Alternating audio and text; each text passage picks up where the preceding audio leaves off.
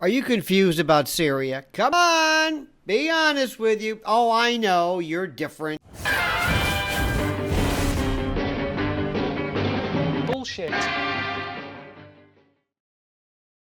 I want to discuss and get your thoughts on why you think the Syrian bombing happened. So we're doing a poll on it. Why do you think we're bombing Syria now? First choice is the gas attack against civilians crossed the line where we had to act.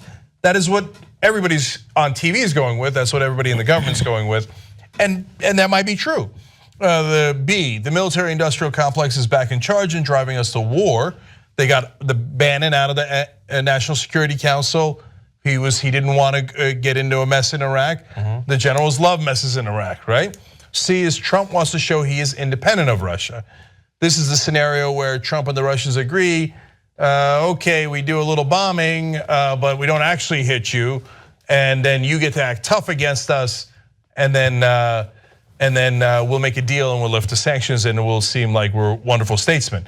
And D is the US wants to assert itself and send a message that we're still willing to use force. I was going throughout the day, I see TVs, I don't watch cable news, but I see it pop up in restaurants and yada yada, right? John McCain is all over TV going, okay, finally we showed the world we're willing to act. Oh, finally? That's all we ever do.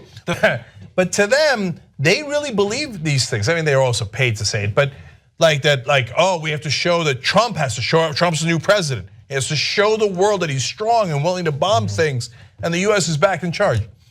And I actually think that there's could be some elements of truth to multiple on A through D here. And I probably in the morning when I came up with this poll, I might have gone for a B, which is the military-industrial complex is back in charge, and they're like, all right, back to the way we were doing business, bombing, war, etc. And we got Trump to bend a knee, and he's going to do what any Democrat or Republican would have done, which is feed the beast. Yeah. But by the end of reading up on all the things and finding out that we didn't bomb the runways, so we barely nicked them. We told the Russians we were coming. We didn't bomb the actual functioning Syrian planes, just the ones who were being repaired, etc. Now I'm beginning to think that it's C, that this is a great way for Trump to show he's independent of Russia. Neoconservatism, the neocon today, the Crystals, Norman Podhoretz, Froome, Fukuyama to an extent, and others, those guys are absolutely for if you just point to us the evil that you want vanquished, and by God we'll do it because we're the US and we're superior, and we are designed to and empowered by and propelled by a sense of moral superiority. And I'm not kidding you. I am not kidding you. That's it. You read them, go back to that which presaged and the original Gulf War, and that's it. Saddam Hussein, evil. All right. There's no moral relativism. There's no, he's evil, but the enemy of my enemy is my friend. No. Absolutist. You go, and we will expend every bit of our treasury, manpower, troops. We don't get proportion. We don't even know the meaning of the word. We're right. We're crusaders. Remember when George Bush used a word, it's a crusade? Oh my God. The president was one of those Americans who went to church, but he spent a lot of the time this weekend meeting with advisors at the presidential retreat Camp David. When he returned to the White House, he spoke to the media. This crusade, this war on terrorism is going to take a while, and the American people must be patient. I'm going to be patient, but I can assure the American people I am determined. I'm not going to be distracted. I will keep my focus to make sure that not only are these brought to justice, but anybody who's been associated will be brought to justice. The nation is apparently with him. According to an NBC News Wall Street Journal poll conducted over the weekend, 81% of Americans prefer that the United States not retaliate for the attacks until we're sure who's responsible. Yet Americans are jittery. 45% are worried that they or a member of their family might become the victim of a terrorist attack. But that's neocon, okay? Now, here's the twist. They say, we love you, and that's why we're going to kick the ass of anybody who gets in your way because we love liberty, and we love you, and we're going to bomb the crap out of you because we love liberty. It's like, wait a minute, what? It's a weird concept. Neoconservatives, they want to spread liberty all over the world, spread freedom, vanquish evil, Russia, Islamists, you know. During Strauss's time, it was classic fascism and the like. This is new, but it doesn't matter. Evil, irrespective of the stripe, irrespective of the movement, of the iteration, irrespective of the version, that's it. So neocons, okay, that's the classical one. Doesn't matter. Vietnam, Ho Chi Minh, bastard, freedom, we're going to get it. We don't care whether it's a civil war or not. Interventionist, we don't need no stinking UN resolution. We are superior morally. This is a neocon now. And we just go in and we do this.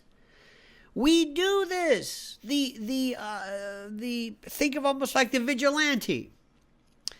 Think of it like, the guy who says, death wish. I know this is against the law. I know, I guess, technically, but these laws are stupid because I'm here for a bigger, greater purpose. I'm effectuating order and law and justice, and I don't really need no stinking laws, and that's it. That's prototypical neoconservatism. That's it. I'm being extremely superficial, but that's kind of what it is. The other folks who came along and said, hey, listen, I represent Raytheon, Boeing, General Dynamics, GE, all the war. Do you know what war is? Do you have any idea? Do you know how much money they made just in those stupid 59 shows? Was it $2 million, $3 million? I mean, that's just for the raw, for the actual cost of that. 100 million, 200 million. Somebody pocketed that. Plus, with every bomb, there's attendant.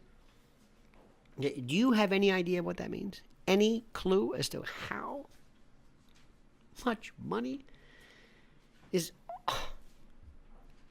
I mean, they are right now in the boardrooms of companies you may not have even heard of before. People who have strange, the JDAM, companies that make bombs smart, support personnel, just billions and billions, just defense appropriations, research, bombs, support, infrastructure. Oh my God. Wall Street is just, and if you have the inside track, and all of a sudden these contracts are going, you're not going to know anything about these. New companies, new people. Hey, come here. Now, you want war. You want war. You thrive. And it's not just us. Great Britain has its faction of it. It's not a West. It's not just Wall Street per se, but it's bullshit. But what we have to understand is that there's a group of people out there who represent not the West, not our ideas, not liberty, money and power, and globalism. They want to run the show. That means territory, money, energy, currency, whatever the currency is, whatever it is, it doesn't matter. We want it all. And we have factions of people within this group of people. And it's going to be tough for you to call it a name. We can call it deep state, globalists, shadow government, imperialists, Wall Street, profiteers, warmongers, and neocons. Were you surprised by what happened last night? Yes, I was. There may be reasons, there may be facts that we don't yet understand. I guess the question I'm asking is, you know, a lot of people who voted for Trump did so because they were very wary of the neocon agenda. They believe that persistent intervention in the Middle East over the last few years has made things worse, not better. So, yeah, lots of questions today. Does it seem inevitable that in the wake of intervention in a country like Syria, that refugees from that country go to the country that does the intervening? That does seem to be the pattern. Does this mean more Syrian refugees will come here? Yes. Well, I suppose actually, you know, Southern Europe are the ones that will be thinking about this more than anybody, right. Particularly given the breakdown of relations with Turkey, who was supposed to be holding back the migrant tide. But yeah, all the evidence is, if you get rid of Saddam, you get rid of Gaddafi, you know, they may be unpleasant people, they may do very bad things, but as strong secular leaders, you do not see large numbers of people leaving the country.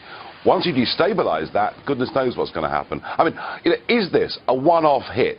Is this right. a warning to Assad, or is this part of a campaign? And that's the thing I think that most Trump supporters are really anxious to hear. What would you do about Syria and the humanitarian crisis in Aleppo? Isn't it a lot like the Holocaust when the U.S. waited too long before we helped? Secretary Clinton, we will begin with your 2 minutes. Well, the situation in Syria is catastrophic, and every day that goes by, we see the results of the regime by Assad in partnership with the Iranians on the ground, the Russians in the air, bombarding places, in particular Aleppo, where there are hundreds of thousands of people, probably about 250,000 still left. And there is a determined effort by the Russian Air Force to destroy Aleppo in order to eliminate the last of the Syrian rebels who were really holding out against the Assad regime. Russia hasn't paid any attention to ISIS. They're interested in keeping Assad in power. So when I was Secretary of State, advocated, and I advocate today, a no-fly zone and safe zones. We need some leverage with the Russians because they're not going to come to the negotiating table for a diplomatic resolution unless there is some leverage over them. And we have to work more closely with our partners and allies on the ground. But I want to emphasize that what is at stake here is the ambitions and the aggressiveness of Russia. Russia has decided that it's all in Syria, and they've also decided who they want to see become president of the United States, too, and it's not me. I've stood up to Russia, I've taken on Putin and others, and I would do that as president. I think wherever we can cooperate with Russia, that's fine, and I did as Secretary of State. That's how we got a treaty reducing nuclear weapons. It's how we got the sanctions on Iran that put a lid on the Iranian nuclear program without firing a single shot. So I would go to the negotiating table with more leverage than we have now. But I do support the effort to investigate for crimes, war crimes, committed by the Syrians and the Russians and try to hold them accountable. Thank you, Secretary Clinton. First of all, she was there as Secretary of State with the so-called line in the sand, which... No, I wasn't. I was gone. I hate to interrupt you, but you were in contact, excuse me. At some point, we need to do some You were in total contact with the White House, and perhaps, sadly, Obama probably still listened to you. I don't think he'd be listening to you very much anymore. Obama draws the line in the sand. It was laughed at all over the world what happened. Now, with that being said, she talks tough against Russia, but our nuclear program has fallen way behind, and they've gone wild with their nuclear program. Not good. Our government shouldn't have allowed that to happen. Russia is new in terms of nuclear. We are old, we're tired, we're exhausted in terms of nuclear. A very bad thing. Now, she talks tough. She talks really tough against Putin and against Assad. She talks in favor of the rebels. She doesn't even know who the rebels are. You know, every time we take rebels, whether it's in Iraq or anywhere else, we're arming people. And you know what happens? They end up being worse than the people. Look at what she did in Libya with Gaddafi. Gaddafi's out. It's a mess. And by the way, ISIS has a good chunk of their oil. I'm sure you probably have heard that. It was a disaster. Because the fact is, almost everything she's done in foreign policy has been a mistake, and it's been a disaster.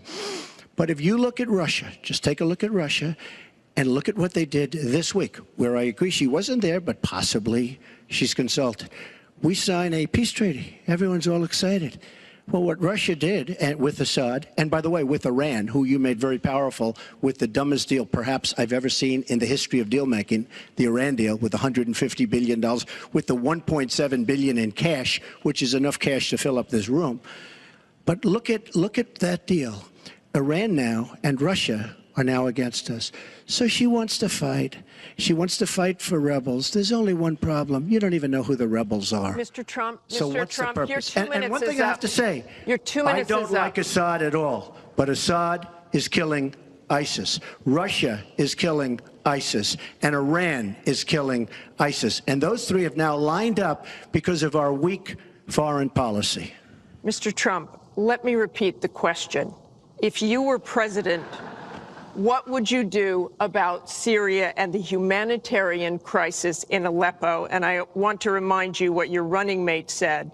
He said provocations by Russia need to be met with American strength, and that if Russia continues to be involved in airstrikes along with the Syrian government forces of Assad, the United States of America should be prepared to use military force to strike the military targets of the Assad regime. Okay. He and I haven't spoken, and I disagree. I disagree. You disagree with your running mate. I think we have to knock out ISIS. Right now, Syria is fighting ISIS. We have people that want to fight both at the same time. But Syria is no longer Syria. Syria is Russia, and it's Iran, who she made strong, and Kerry and Obama made into a very powerful nation and a very rich nation very, very quickly, very, very quickly. I believe we have to get ISIS.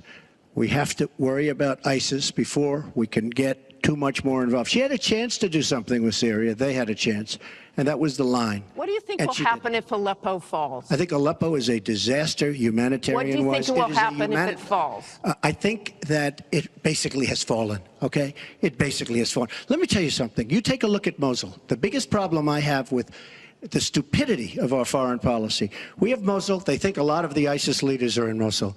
So we have announcements coming out of Washington and coming out of Iraq. We will be attacking Mosul in 3 weeks or 4 weeks. Well, all of these bad leaders from ISIS are leaving Mosul.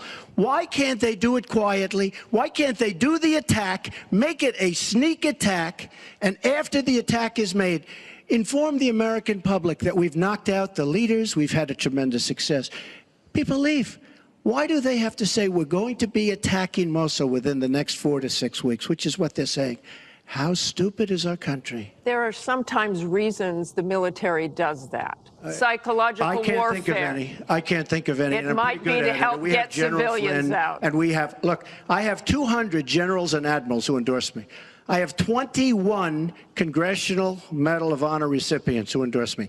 We talk about it all the time. They understand. Why can't they do something secretively where they go in and they knock out the leadership? Why would these people stay there? I've been reading now for weeks. Tell me what your strategy is. For weeks about Mosul, that it's the harbor of where, between Raqqa and Mosul. This is where they think the ISIS leaders are. Why would they be staying? They're not staying there anymore. They're gone.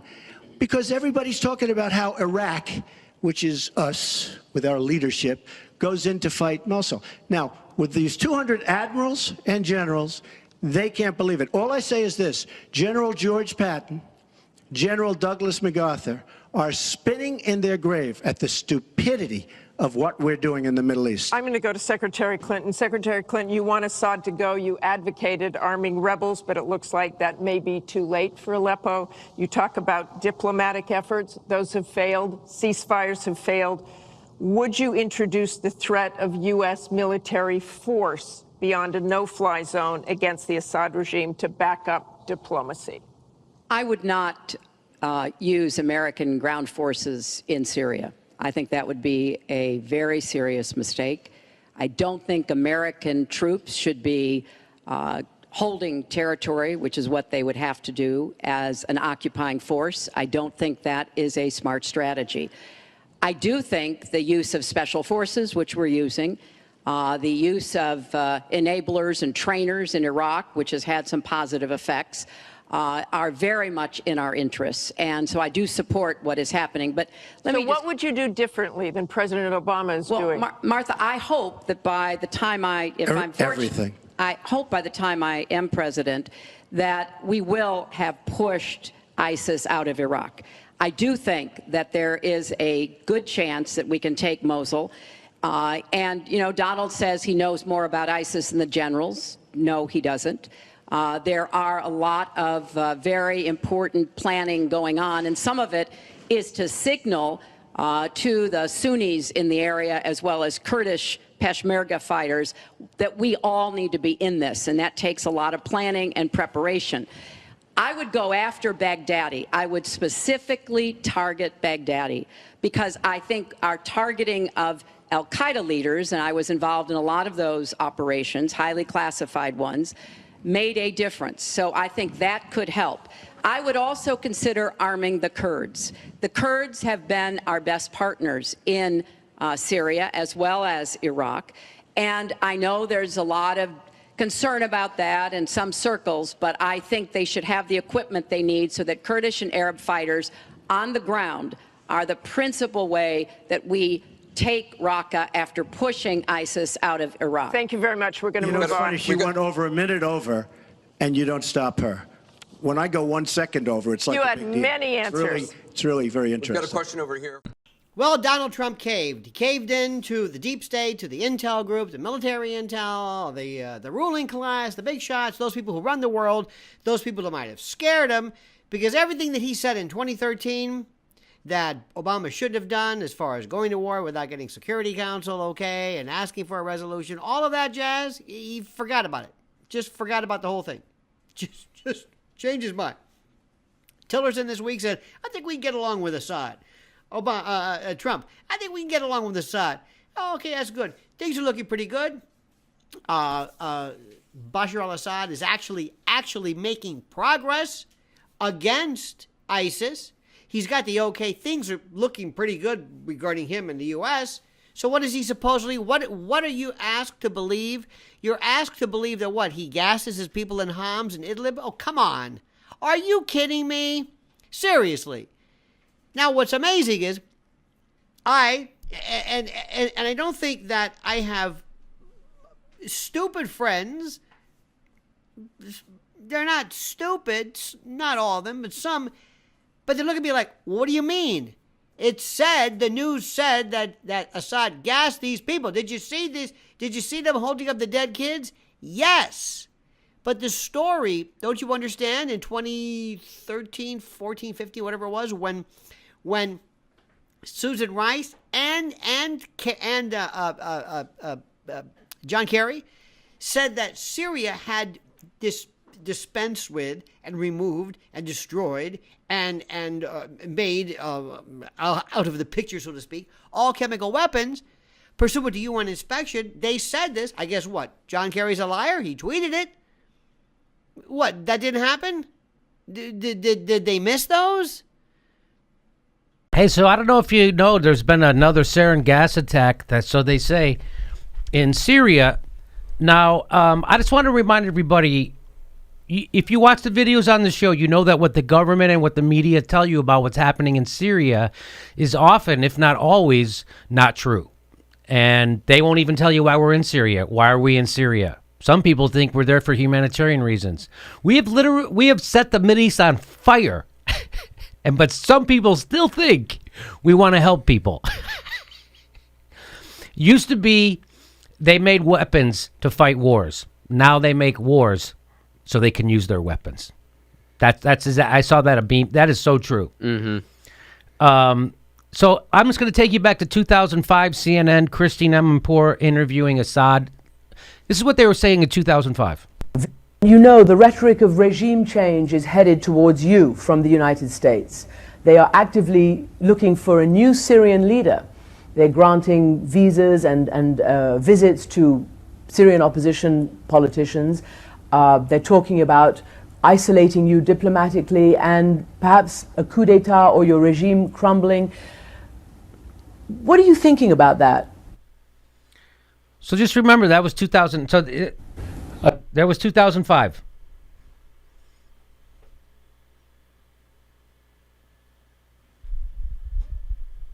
So are we still there for humanitarian? So I don't know if you remember in 2013, a lot of people don't remember this. They said there was a sarin gas attack in Syria, and Barack Obama had drawn the red line in the sand. Remember that? Mm-hmm.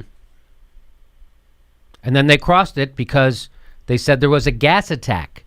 They attacked the Syrians use sarin gas. And so that was the red line, and Barack Obama was gonna attack them. We have to bomb them. I was on the Young Turks at the time on Current TV, and I remember Steve-O and I were against it, the bombing of Syria, and everybody else was for it. They thought, hey, if they gas, you got to do something. They gassed 1,400 people. We got to do something. And I was like, even if they did do that, bombing isn't going to fix it. And who cares? So they kill someone with gas. Now we're going to kill people with bombs. Is it slightly better? Slightly less worse? Not as horrible? You're killing somebody.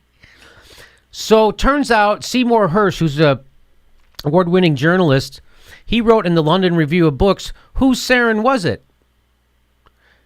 I'm talking about the last attack, 2013. And this will help inform what happened, because it was a fake attack. It didn't. He says, in recent interviews with intelligence and military officers and consultants, past and present, I found intense concern and on occasion anger over what was repeatedly seen as the deliberate manipulation of intelligence. This is around the first gas attack in 2013. One high-level intelligence officer in an email to a colleague called the administration's assurances of Assad's responsibility a ruse. So back then they were saying this is Seymour Hersh's reporting. He's an impeccable reporter. And he was saying back then, high-level intelligence officers were saying it was a ruse, that it was Assad that did the attack. The attack was not the result of the current regime, he wrote.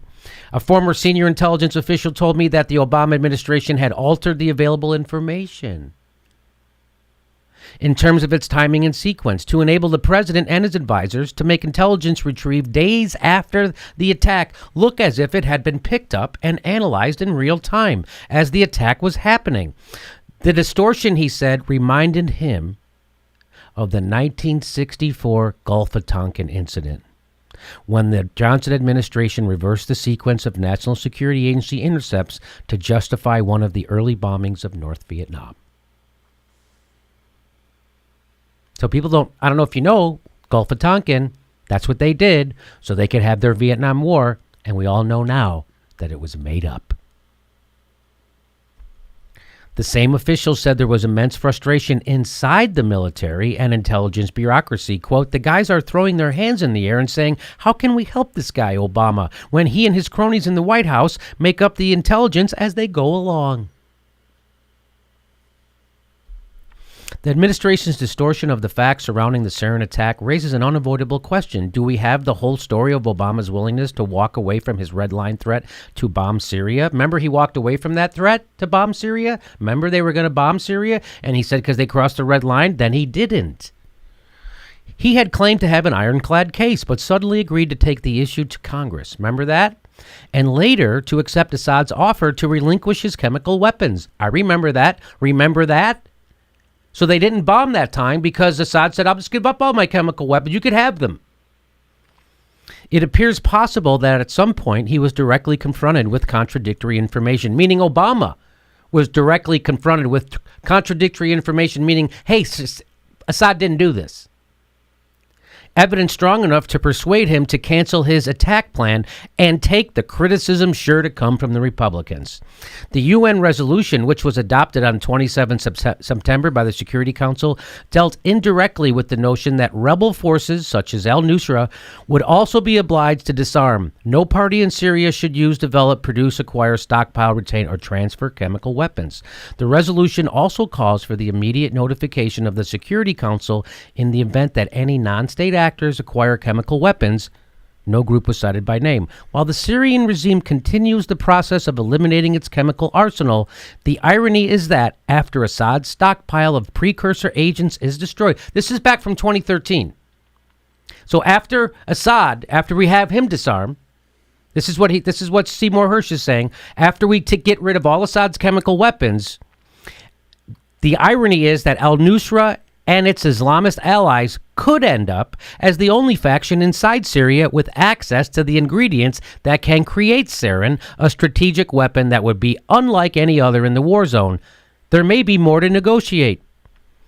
We do not claim to know who was actually behind the attack of 21 August in Damascus, but we can say for sure that neither do the people who claim to have clear evidence that it was the Syrian government. So that was Seymour Hersh. Wednesday morning, reports surfaced that a deadly chemical weapons attack had taken place in Syria. Reports told of the release of poison gas in a suburb of Damascus. Opposition forces declared that the government of Bashar al-Assad was to blame and that this was a violation of international law. The Syrian government has denied this, saying it had nothing to do with the alleged attack. The alleged chemical attack in Syria has raised many questions. A United Nations chemical weapons inspection team is currently in Syria at the request of the Syrian government, investigating Obama's allegations against the Assad government. Rolf Akes, a former UN weapons inspector, declared his suspicions about the report, saying, quote, "It would be very peculiar if it was the government to do this at the exact moment when the international inspectors come into the country. At least it wouldn't be very clever," unquote. Not only did the attack take place at the very time UN weapons inspectors arrived in Syria, but it took place in very close proximity to where the inspection teams are currently working. Aki Selstrom, the leader of the United Nations weapons inspection team in Syria, said that he had only seen television images of the alleged attack and that, quote, "the high number of wounded and dead they are speaking about sounds suspicious," unquote.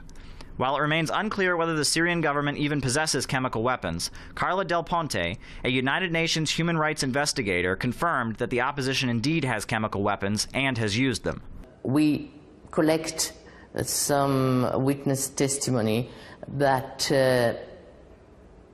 made to appear that some chemical weapons were used, in particular nervine gas, and what appeared to our investigation that was used by the opponents, by the rebels, and we have no indication at all that the government, the authority of the Syria government, have used chemical weapons. In June, the Israeli intelligence news agency called Debka reported that the Syrian rebels were in possession of sarin nerve gas.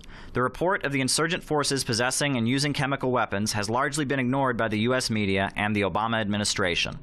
U.S. President Obama has declared that the use of chemical weapons in Syria by the government is a red line that can justify direct U.S. intervention. U.S. support has been flowing to the rebels for many months, most of it coming indirectly through Saudi Arabia and Turkey. While the sources that oppose the Assad government are blaming him for the recent alleged attack, many others are wondering whether or not this is a false flag operation. Hersh vindicated. So this is Seymour Hersh. He was the one. He was like the only guy out there saying that, hey, this gas attack. So this is the headline: Turkish whistleblowers corroborate story on the false flag sarin attack in Syria. Here it is. This is quite a bombshell delivered by two CHP deputies in the Turkish parliament, and reported by today's Zaman, one of the top dailies in Turkey. It supports Seymour Hersh's reporting that the notorious sarin gas attack at Ghouta was a false flag orchestrated by Turkish intelligence in order to cross President Obama's chemical weapons red line and draw the United States into the Syria war to topple Assad. That's what it was. CHP Deputy Secker spoke after Erdem, pointing out, those are the two guys, pointing out that the government misled the public on the issue by asserting that sarin was provided by Russia.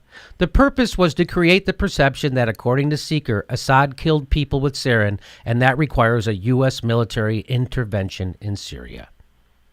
Two deputies from the main opposition Republican Party have claimed that the government is against investigating Turkey's role in sending toxic sarin gas. Turkey's role. So these are Turkey people in Turkey's parliament saying that the Turkey government is thwarting an investigation into this sarin gas thing because they don't want it to get out that they were the ones who provided it. The government is against investigating Turkey's role in sending toxic sarin gas, which was used in an attack on civilians in Syria in 2013, and which over 1,300 Syrians were killed. So the Turkey government didn't want it. They thwarted an investigation of where that sarin gas came. These two guys inside in their parliament say it came from us.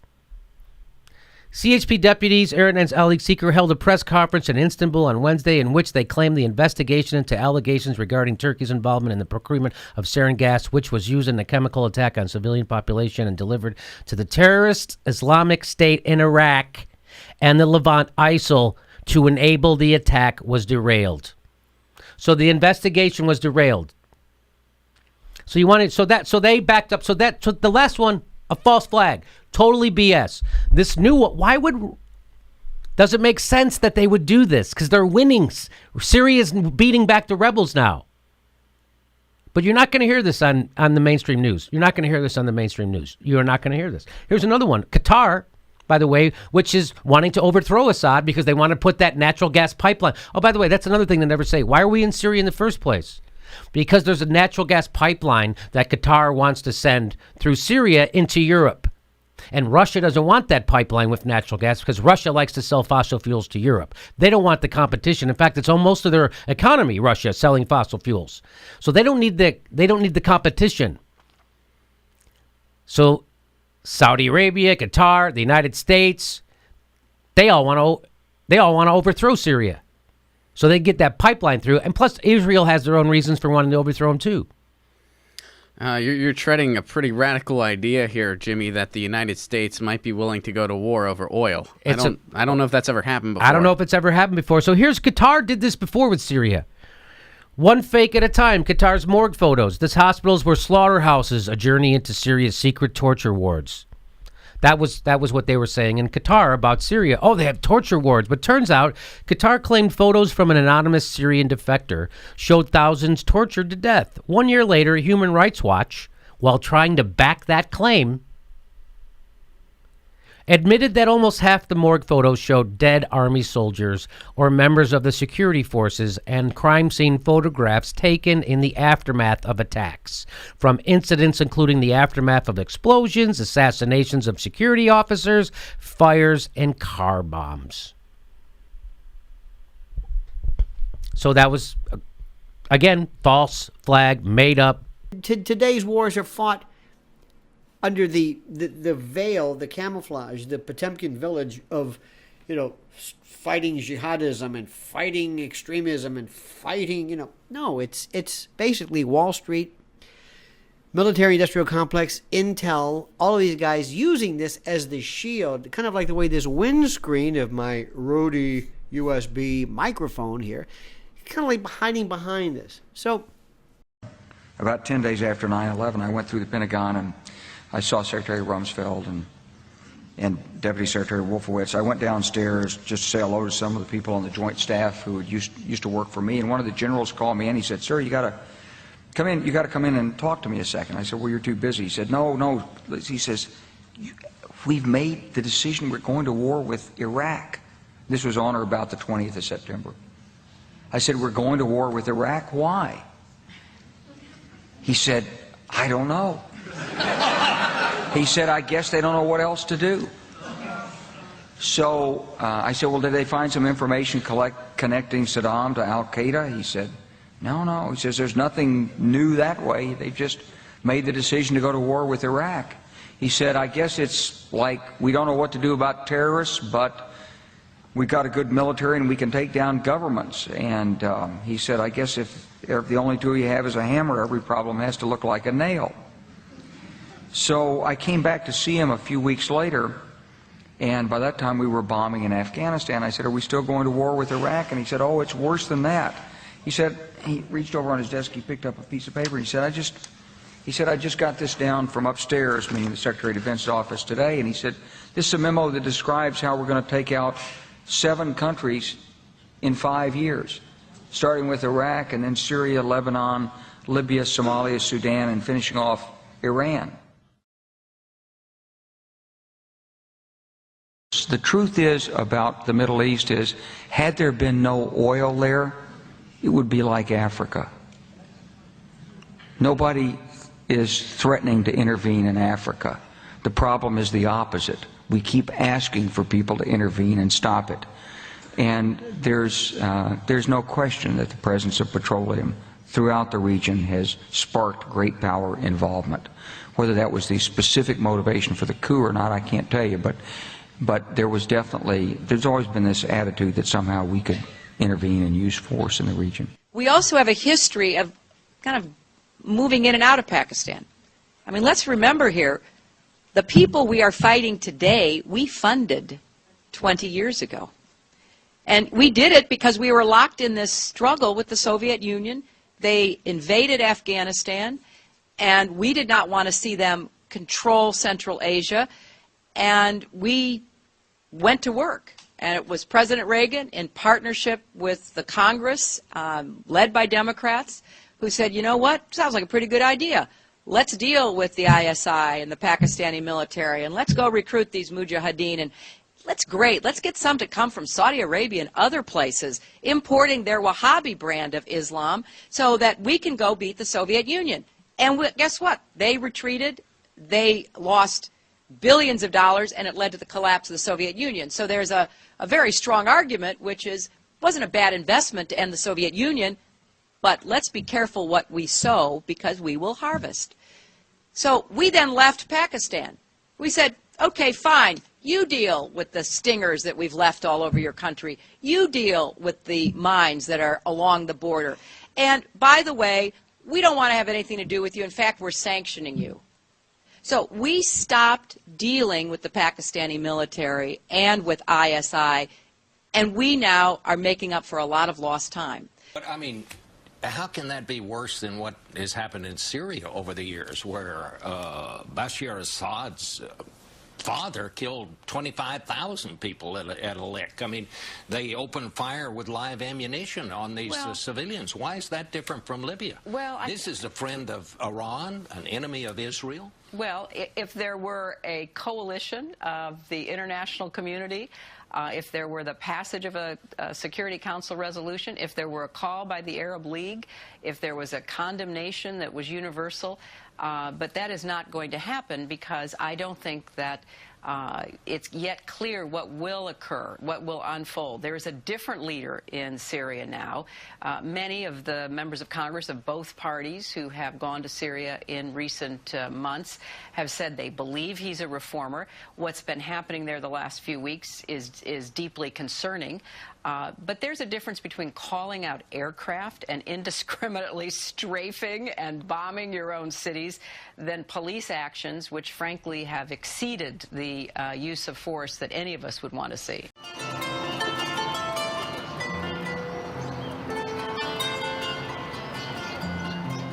On the streets of Damascus, people are out enjoying the winter sunshine. Syria has long been an island of stability in a troubled region. But the appearance of calm has come at a high price. The price of freedom for those who oppose the regime. We're driving past the Adra prison just outside Damascus. It's where most of the political prisoners and prisoners of conscience are held in Syria. Human rights activists here put their numbers down to more than 2,000 detainees. Outside the prison, large portraits of President Bashar al-Assad look on. It was too dangerous to film openly here. These few images were taken in secret.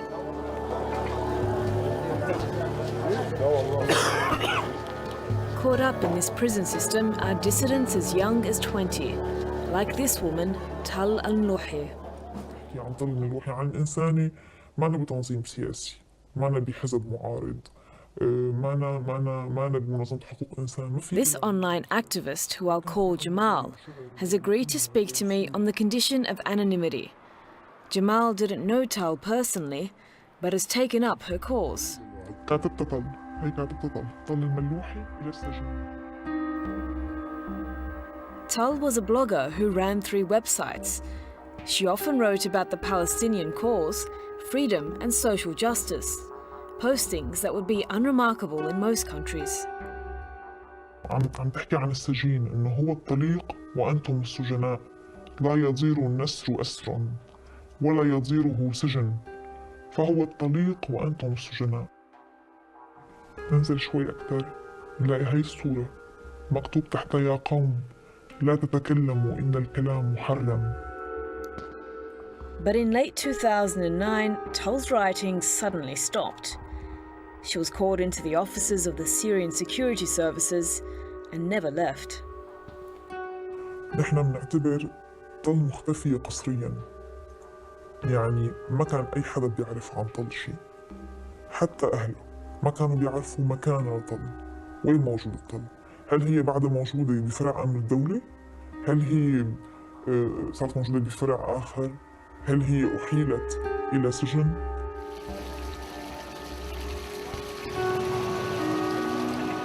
For a long time, it was unclear what crime Tal al-Nuhi was accused of. Only rumours reached the streets. But after 11 months, she was finally charged with espionage. طبعا هو اتهامها بأنه جندوها تجسس وهي في مصر، بأن السفارة الأمريكية جندتها للتجسس وهي في مصر. Dateline has exclusively obtained details of Tal's charges, which includes an allegation that she sent a letter of congratulations to US President Barack Obama via the White House website, that she was recruited by a woman named Jessica from the American Embassy in Egypt and asked to spy on Syrian officers, and that she was paid by the US Embassy to write articles critical of Islamic movements. Our most basic demand is, if you have evidence against her, refer her to a fair trial, not to a trial before the State Security Court, because we know what the conviction rate is at the State Security Court. It's 99%. Nadim Houri is a senior researcher for Human Rights Watch.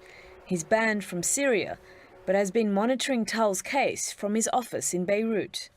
From what we can access, if you look at her blog, if you talk to people who knew her, be it in Syria or in Egypt, this is a girl who was like any teenager in high school, an idealist, who wrote poems about the Palestinian cause. And if the security services are saying that she might be a spy, I'm not sure what information, what sensitive information a 19-year-old who spent most of her last 2 years in Egypt could have access to.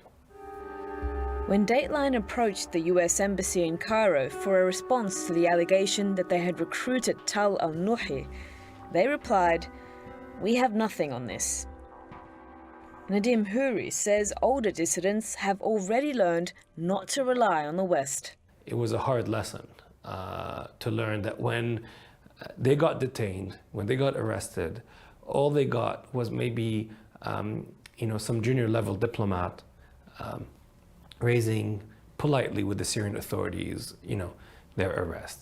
But no real pressure, no real signaling that the international community really cares about what happens inside of Syria. What we've seen time and time again is the international community caring about Syria's foreign policy. Nothing has silenced Syrian activists more than the arrest of Haitham al-Maleh. He's known as the father of human rights in Syria and has never been afraid to give provocative interviews like this one 5 years ago. كلهم سقطت شعارات حزب البعث الثلاث: وحدة، حرية، اشتراكية، بدل الوحدة تمزيق وتشرذم، بدل الحرية سجون ومعتقلات وقمع، وبعد الاشتراكية. Despite having already spent many years in jail, al-Maleh refused to be silenced. I think he felt somewhere that maybe he was sheltered by his age. This is a man who just turned 80 last year and who had spent a good chunk of his adult life in jail. It was this 2009 phone interview with a Syrian TV station that triggered al-Maleh's most recent arrest. This secretly filmed footage shows the moment he was convicted.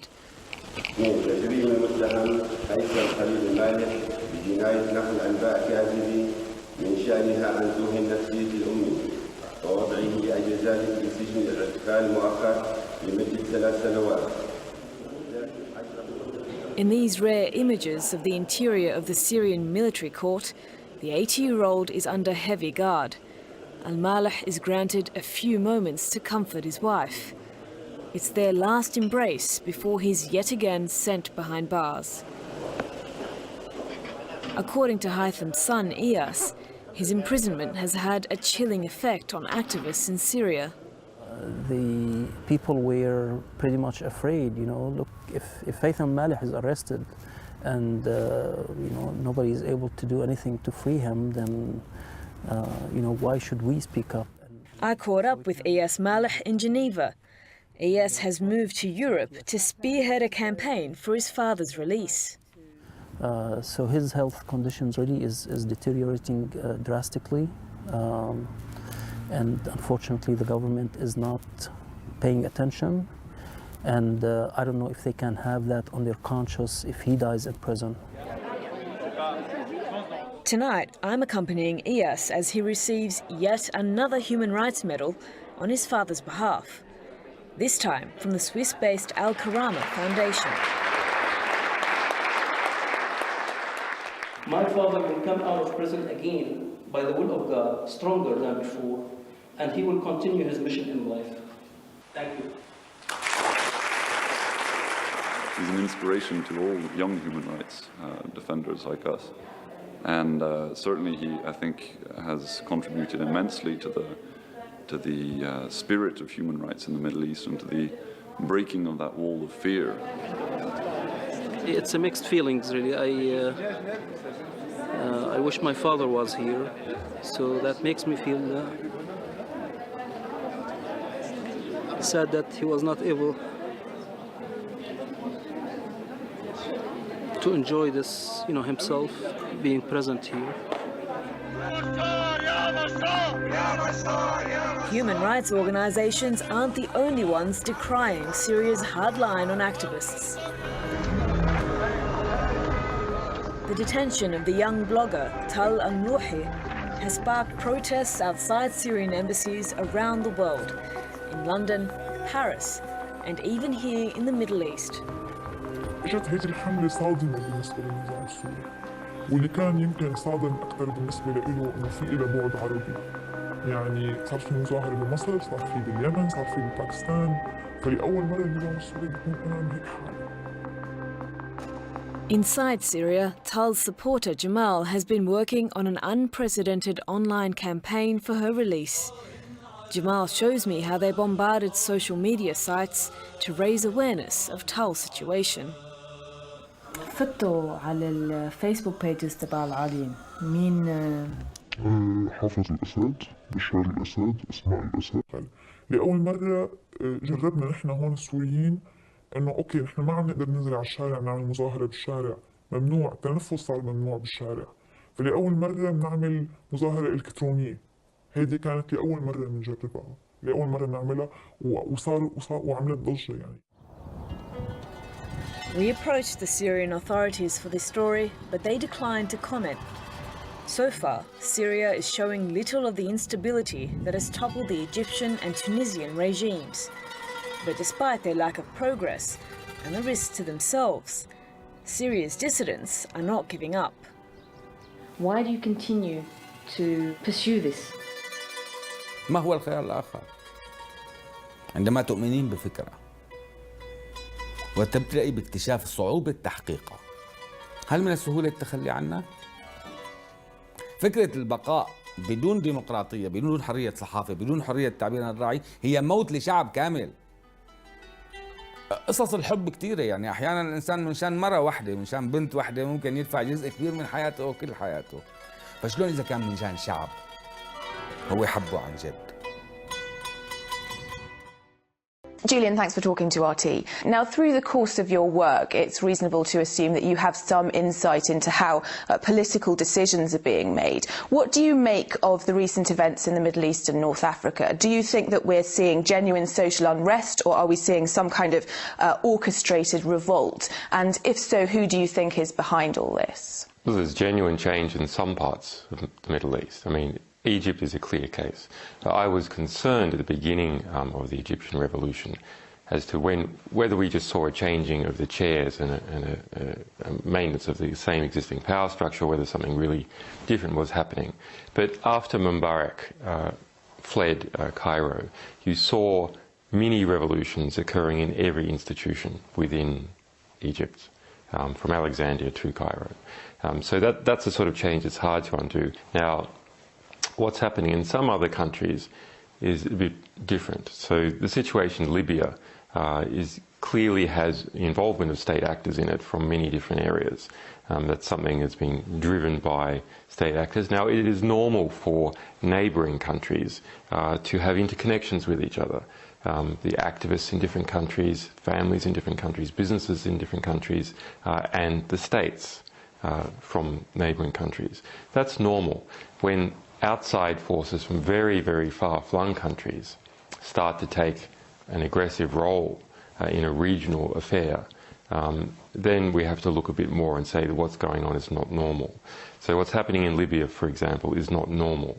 And social networking, what role do you think sites like Facebook and Twitter have played in the revolutions in the Middle East? How easy would you say it is to manipulate media like that?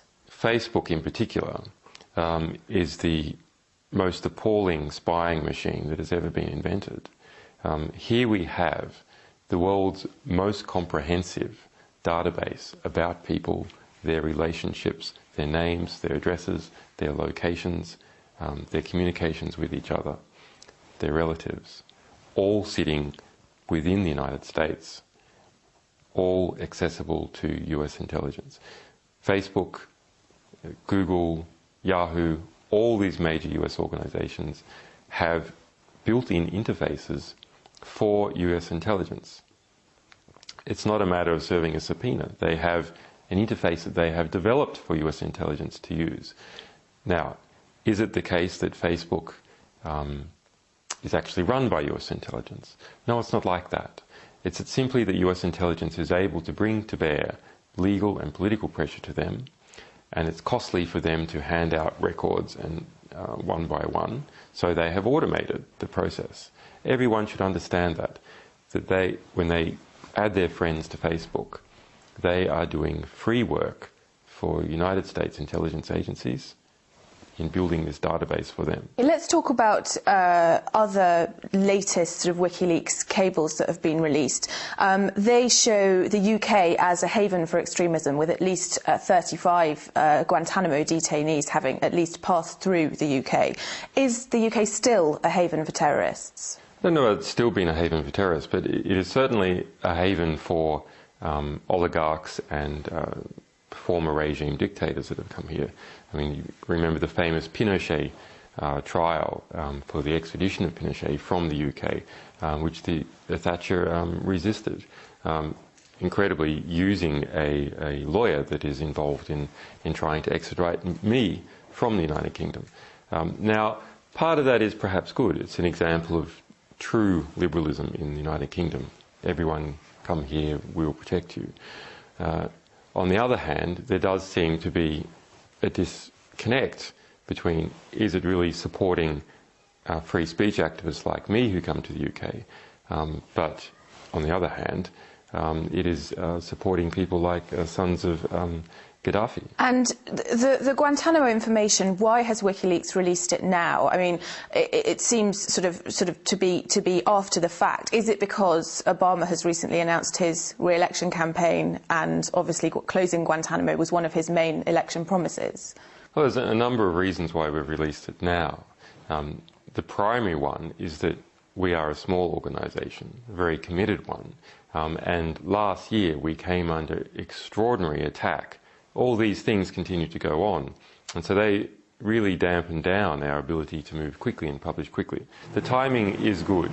Obama has given up on closing Guantanamo and has decided to reopen the trial process, and we now have a situation where even the Obama administration says that 48 of these people still in Guantanamo are completely innocent and that they should be sent somewhere, and they're not being sent somewhere. So completely innocent people incarcerated for years and years and years, no trial and no hope of release. No country will agree to house them, including the United States. But the United States has made them its problem.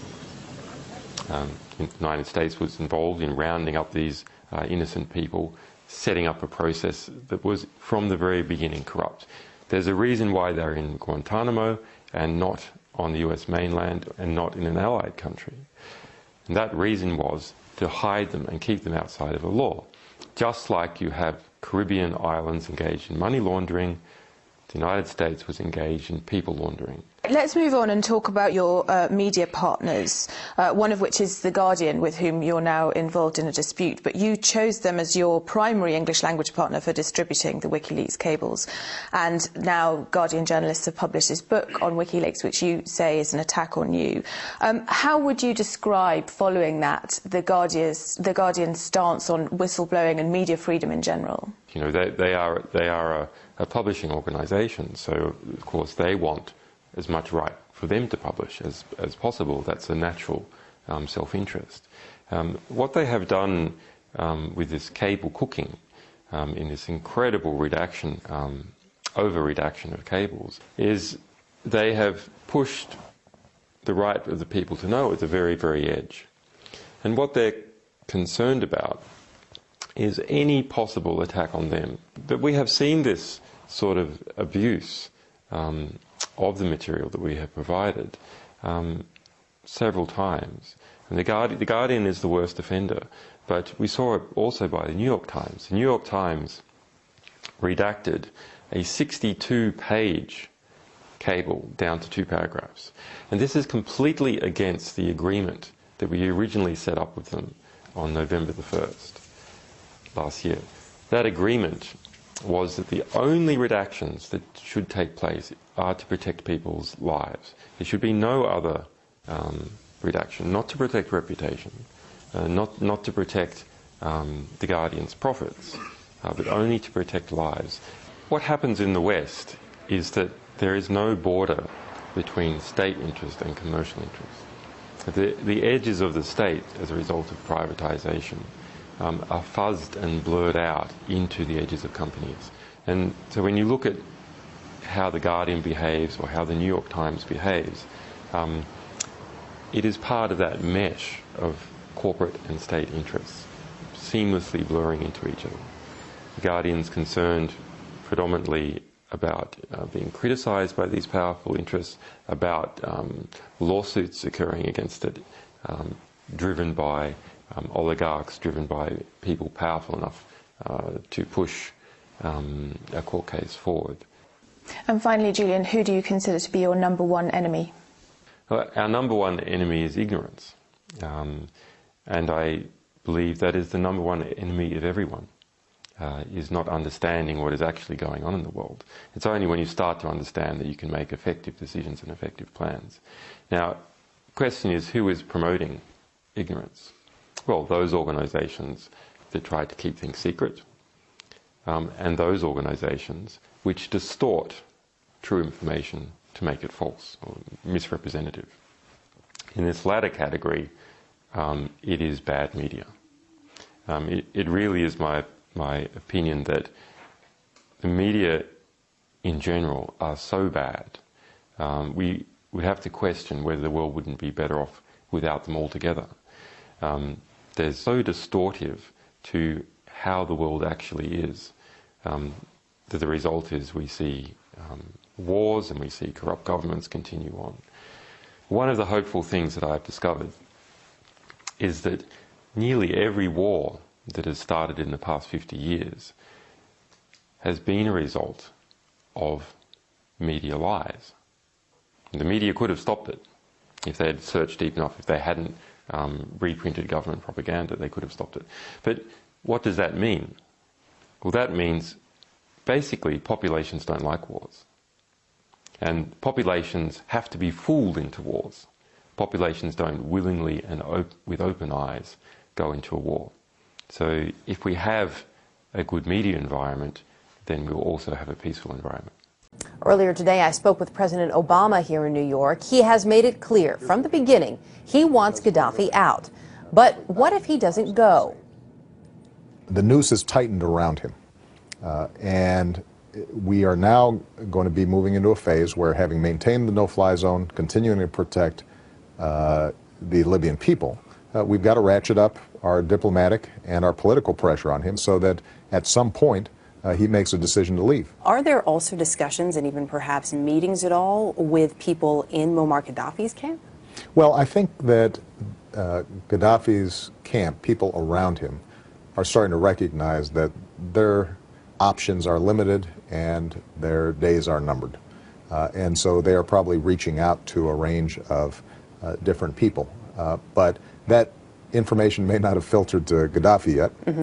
And I think it's too early for us to start having formal negotiations. Gaddafi knows exactly what he needs to do to stop the constant bombardment that he's under. And it may at some point shift to him figuring out how to negotiate an exit, but I don't think we're at that point yet. The Supreme Allied Commander for NATO said today that there are flickers of al-Qaeda and Hezbollah amongst these rebels.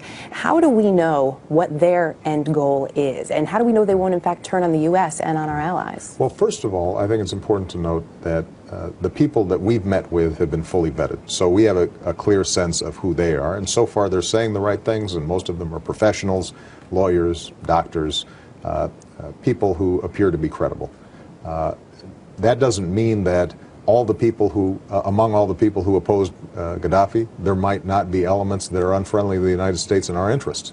And that's why I think it's important for us not to jump in with both feet, but to carefully consider what are the goals of the opposition, what kind of transition do they want to bring about inside of Libya, because our main concern here is the Libyan people as well as stability in the region. Can you give us an idea of what some of those goals are beyond just removing Gaddafi from power? Well, so far, as I said, they've said the right thing. They'd like to see free and fair elections.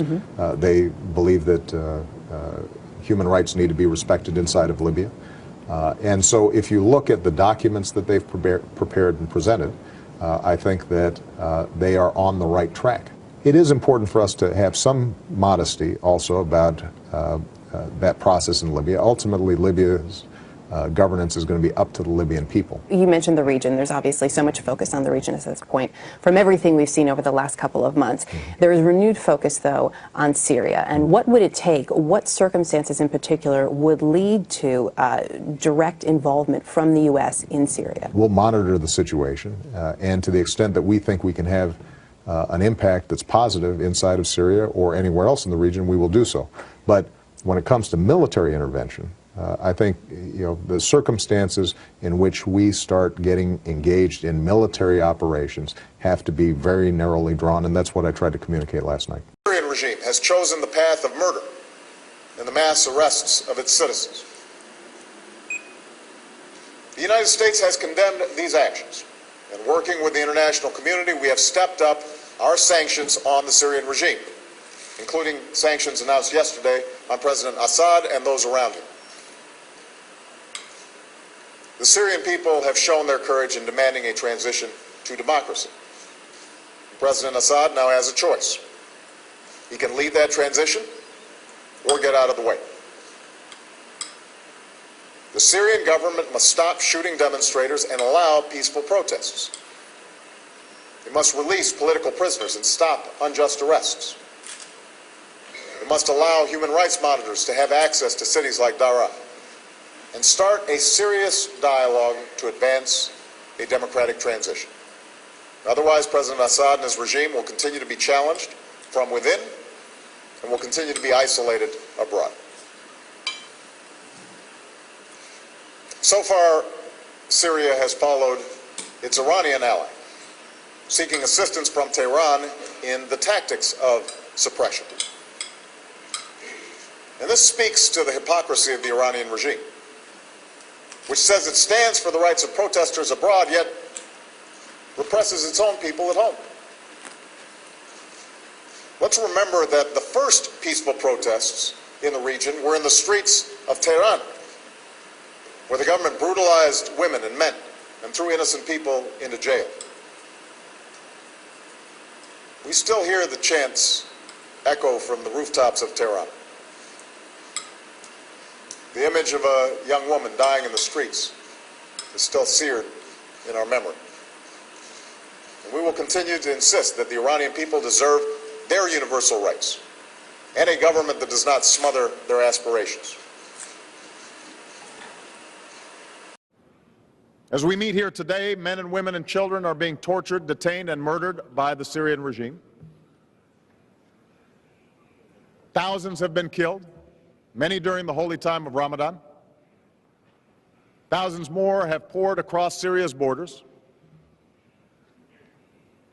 The Syrian people have shown dignity and courage in their pursuit of justice, protesting peacefully, standing silently in the streets, dying for the same values that this institution is supposed to stand for. The question for us is clear. Will we stand with the Syrian people or with their oppressors? Already the United States has imposed strong sanctions on Syria's leaders. We supported a transfer of power that is responsive to the Syrian people. And many of our allies have joined in this effort. But for the sake of Syria and the peace and security of the world, we must speak with one voice. There's no excuse for inaction. Now is the time for the United Nations Security Council to sanction the Syrian regime and to stand with the Syrian people. Throughout the region, we will have to respond to the calls for change. As I've said before, this aspect of our strategy was moving too slowly, but the fall of Ramadi has galvanized the Iraqi government. So with the additional steps I ordered last month, we're speeding up training of ISIL forces, including volunteers from Sunni tribes in Anbar province. We're seeing Christians slaughtered by ISIS. This is happening across the Middle East. Is this genocide? This is genocide. This shows that ISIS is not just at war with the world, it is at war with Christians, and it's trying to say to Christians, you have a choice, convert to Islam or you will be killed.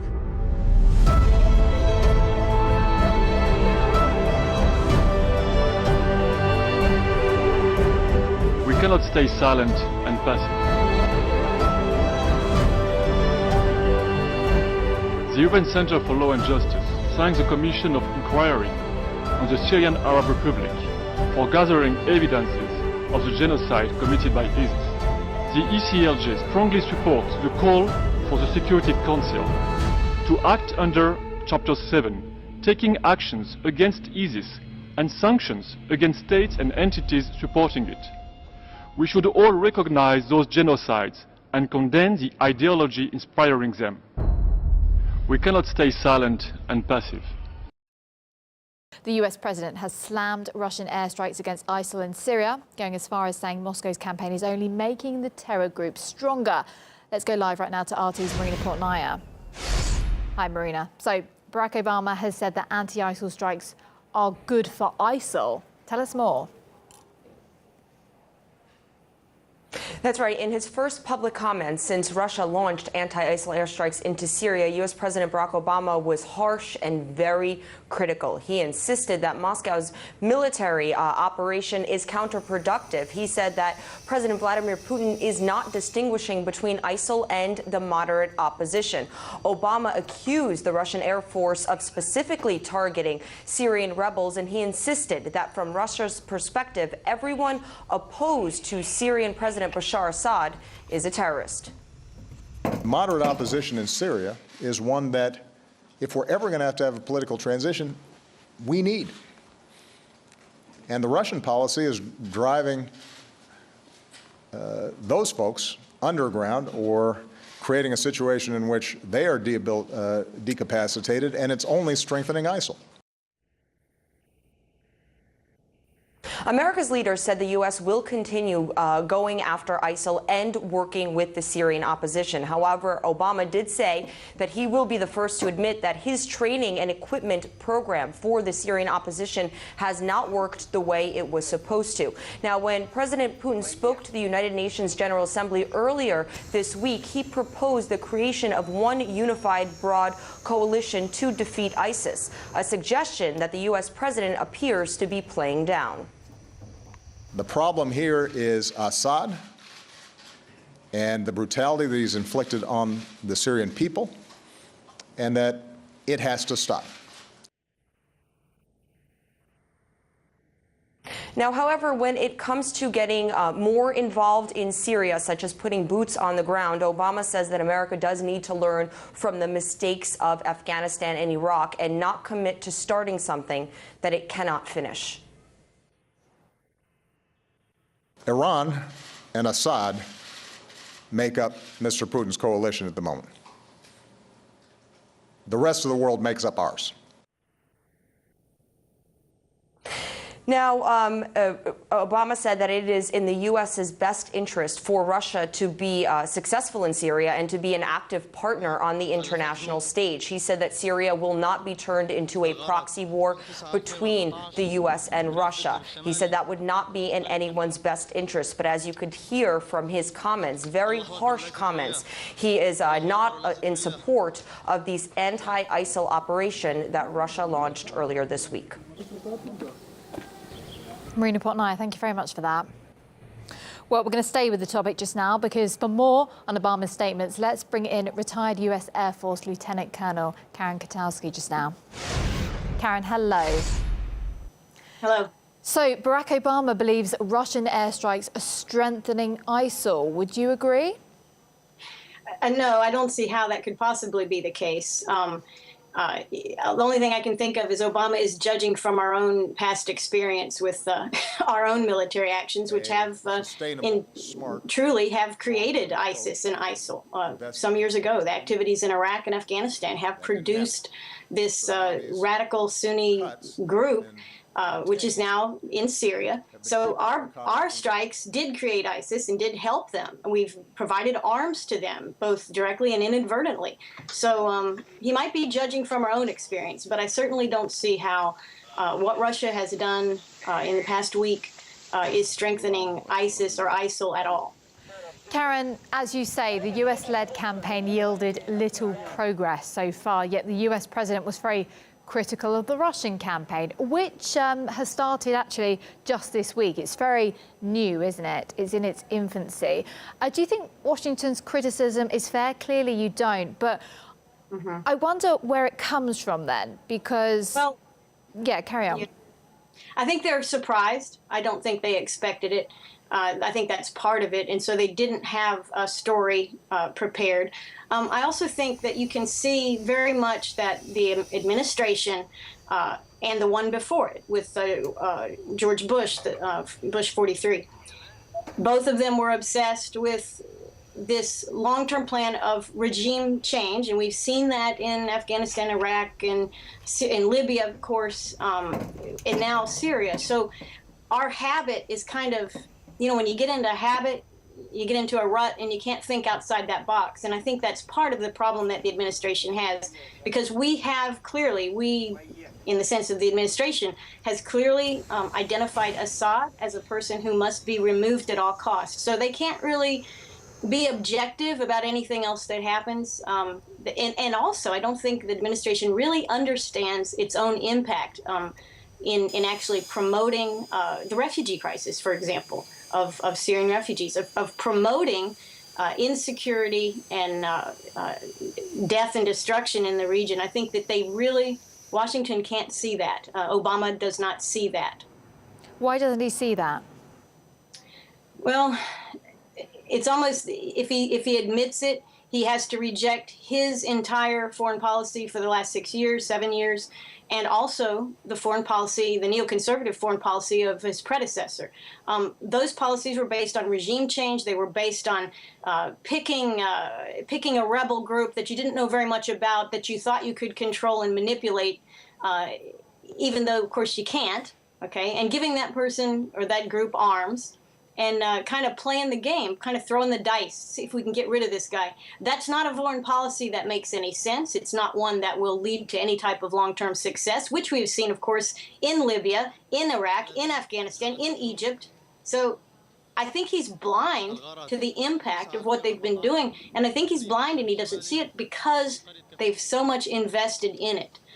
It would be a repudiation of everything Obama has done in foreign policy up to this point for him to admit that what we've been doing hasn't been working, and what the Russians are doing, at least this week, may indeed be working, regardless of what keeps Assad in power.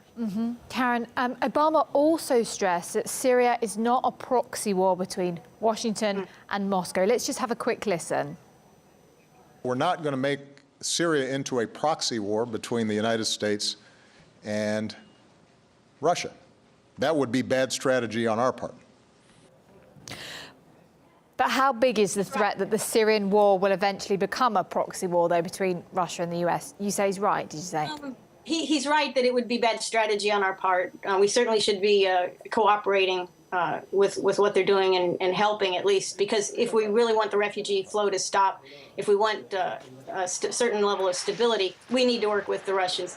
I think he's right about that. It would be a mistake, but I really think he's missing the other elephant in the room, which is the policy in Ukraine, the NATO expansionist policies in Eastern Europe. These are the real danger zones. I don't see Syria and what Mr. Putin is doing in Syria. I don't see that as the big problem. I think Ukraine and some of the other activities that we're pushing on NATO, driving NATO to do vis-a-vis the Russian border, this to me is far more dangerous. But I'm glad that he said what he said in this regard.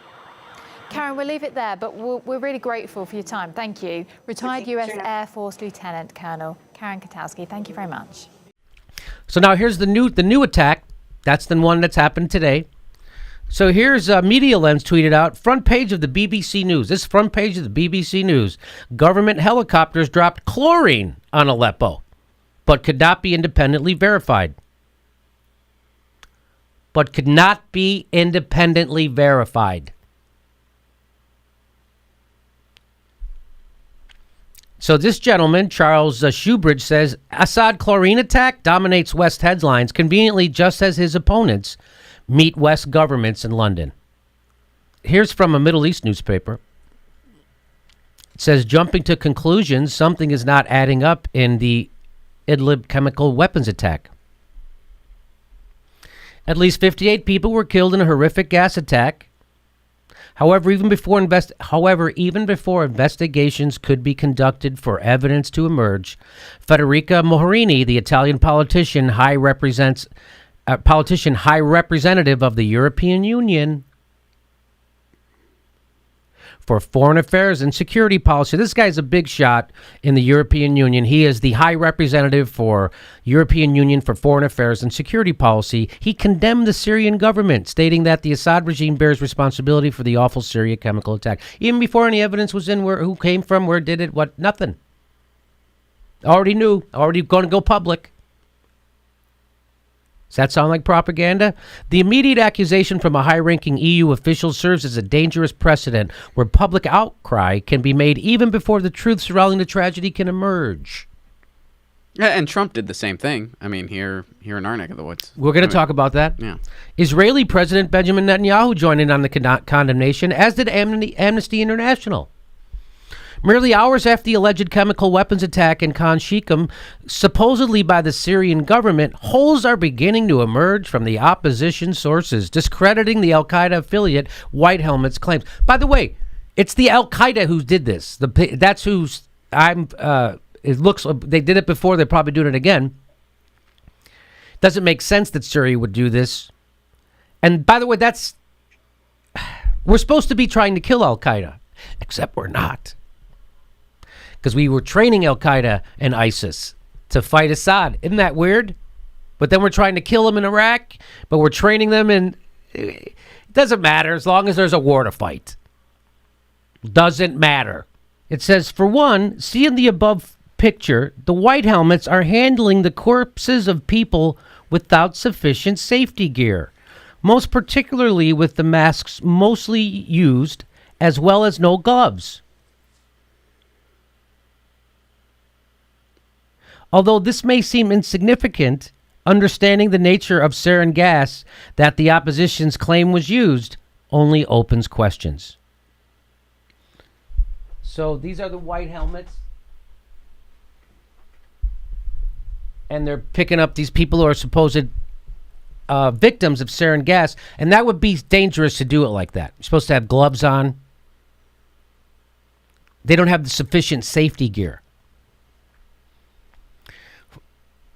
Within seconds of exposure to sarin, the effects of the gas begin to target the muscle and nervous system. There is an almost immediate release of the bowels and the bladder, and vomiting is induced. When sarin is used in a concentrated area, it has the likelihood of killing thousands of people.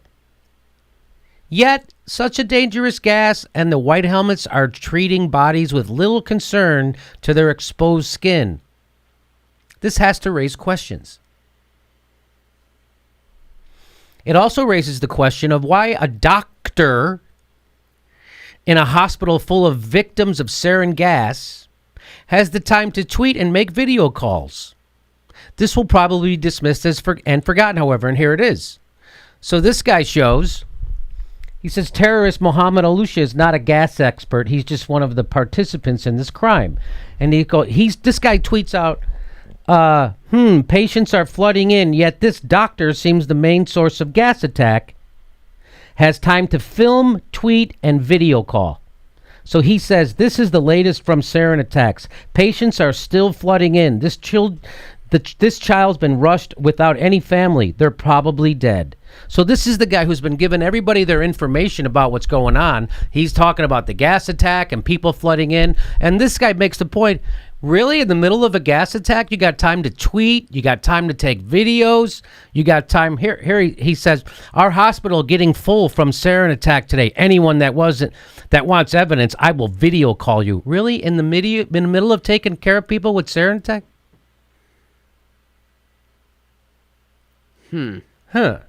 So it is known that about 250 people from Majdal and Khattab were kidnapped. Get this.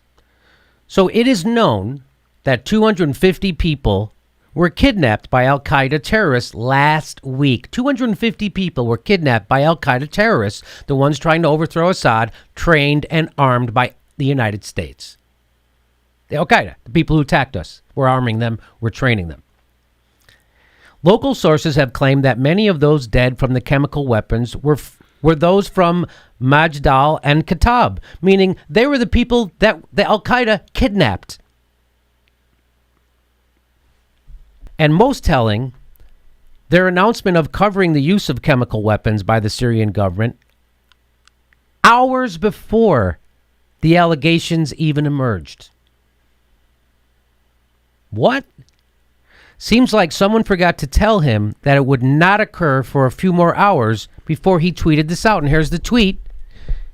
And it's translated underneath. It says, Orient TV reporter, quote, tomorrow we are launching a media campaign to cover the airstrikes on Hama countryside, including the use of CW. But I guess he tweeted that out a little too early. Isn't that weird? And this, of course, begs the question. With the Syrian army and its allies in a comfortable position in Syria, making advances across the country, and recovering lost points in rural Hama, why would they now resort to using chemical weapons? Why would they? The Syrian government is winning the war in Syria now. They're taking back cities. They're liberating it from terrorists like ISIS, al-Nusra, and al-Qaeda. So why would they now do this? This screams false flag. Screams. It's a very simple question with no clear answer. It defies any logic that on the eve of the Syrian conference in Brussels and a week before peace negotiations are to resume, that the Syrian government would blatantly use chemical weapons. Agreed. Agreed. It defies any logic. Agreed. Doesn't make sense. That's not what you're going to hear on MSNBC tonight. That's not what you're going to hear on CNN or ABC or the New York Times or CNN. You're just going to hear about Trump's knee-jerk reaction and how he how he pointed a finger at Obama too. They're going to bring it to, United States-based bickering because that's as deep as they go typically. So this article concludes all evidence suggests this is another false chemical attack, allegation made against the government as seen in the Khan al-Assad 2013 attack, where the terrorist groups hoped that the former President Obama's red line would be crossed, leading to U.S. intervention in Syria against the government. So that's what they're trying to do. They're trying to get the United States to put boots on the ground and go into Syria and topple Assad. And how do you do that? You say Assad's just gassing his own people.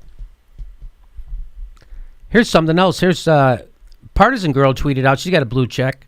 She says, why would the white helmets receive sarin respirator suits only a month before the attack? Syria doesn't even have sarin gas. That's the thing everybody else remember. They got rid of all their sarin gas in 2013. Here's one more smarty pants guy. His name's Charles Shoebridge. He's a former Army officer, Scotland Yard detective, and a counterterrorism intelligence officer. He's a lawyer and a broadcaster and a writer. He tweeted this out. As Trump says, my attitude to Assad has changed. Is now clear to all who the Syrian sarin attack beneficiaries are. So he's making the point that now Trump is upset. He wants to, his attitude on Assad has changed. Before it was support Assad, go after the terrorists. Now because of the gas attack, Trump has to come out and say, yeah, I'm against Assad. And who do you think that benefits? It benefits ISIS. It benefits Qatar. It benefits Saudi Arabia. It benefits Israel. All the people who want to overthrow Assad. That's who this gas attack benefits. Doesn't make sense that Assad would do this. In fact, listen to what Trump said today. When you kill innocent children, innocent babies, little babies. You mean like how you did in Yemen? You mean like how we did in Iraq? You mean like how we do in Syria? You mean like how we do in Afghanistan? What are you talking about? We just got done bombing hospitals. What are you talking? Other people, that's the beauty. They kill little, we don't kill babies. We use good Christian bombs. They dodge babies. People were shocked to hear what gas it was. That crosses many, many lines, beyond the red line, many, many lines. So everybody got their wish. Trump looks like he wants to have a muscular response in Syria. Happy? This is what America wants? A war in fucking Syria. Want to go in there now? You happy? Is everybody at the DNC happy? Is Donna Brazile happy? Is Rachel Maddow happy? And Chris Hayes and Chris Matthews? Are you happy now? You got Trump. He wants to go into Syria. Are you happy? This is what you wanted, right? Maybe even a war with Russia. That's what because that's what that means. That means we're going to war with Russia. That's what that means. Because wherever there's a Syrian military base, there are Russian soldiers. And if we start fucking killing Russian soldiers, we're in World War III. And you happy? This is where this leads.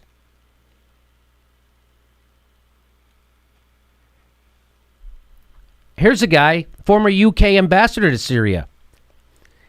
He says if jihadists wants to upset new Trump policy, they would mount a fake news attack like this. Here he is. Former British ambassador to Syria, Peter Ford. Here he is, Peter Ford. You want to hear what he says? Dogs returning to their own vomit. They made all these mistakes. Iraq, Libya, they never learn, and they would like to reproduce the same scenario in Syria. Fortunately, the Trump administration moved only last week, and this may be significant here, moved only last week to disown the Obama policy of trying to unseat the Syrian regime. Trump's people said, we're more interested in unseating ISIS. That's our priority. And you may think it's significant that this attack comes days after that. Now, if the jihadis wanted to complicate Trump's task of making America's policy more sensible, they wouldn't have gone about it any other way than trying to mount a piece of fake news like this.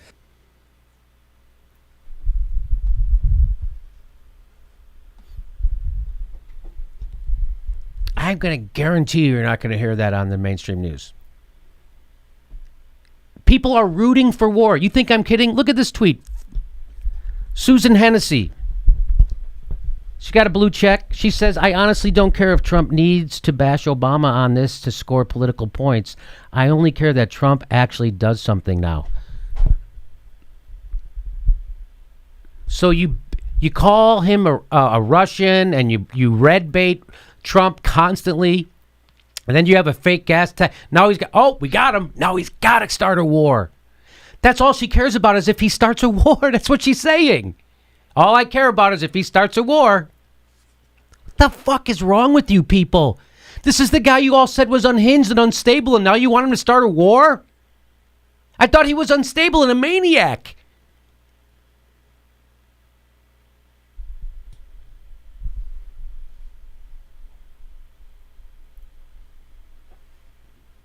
So, David Cleon says, this is insane. Here's an unstable person, and you want him to start another war. Yeah. Yeah, they do. The whole fucking mainstream media has lost their mind. They've lost their mind, and guess what? This video is going to be demonetized by YouTube. We're not getting paid to bring you this story, and you're not going to get this story anywhere else. And I knew they were going to demonetize this video before I even started it, but I'm doing it anyway. So this is getting important now. We're getting really close to a real war. I even know we're in 7 of them already.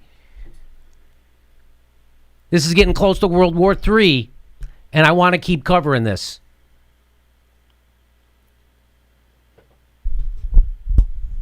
So if you'd like to see some more reporting on this, YouTube doesn't want to. Their advertisers don't want to see our reporting on this. The mainstream media, the Democratic Party, nobody wants to see our reporting on this.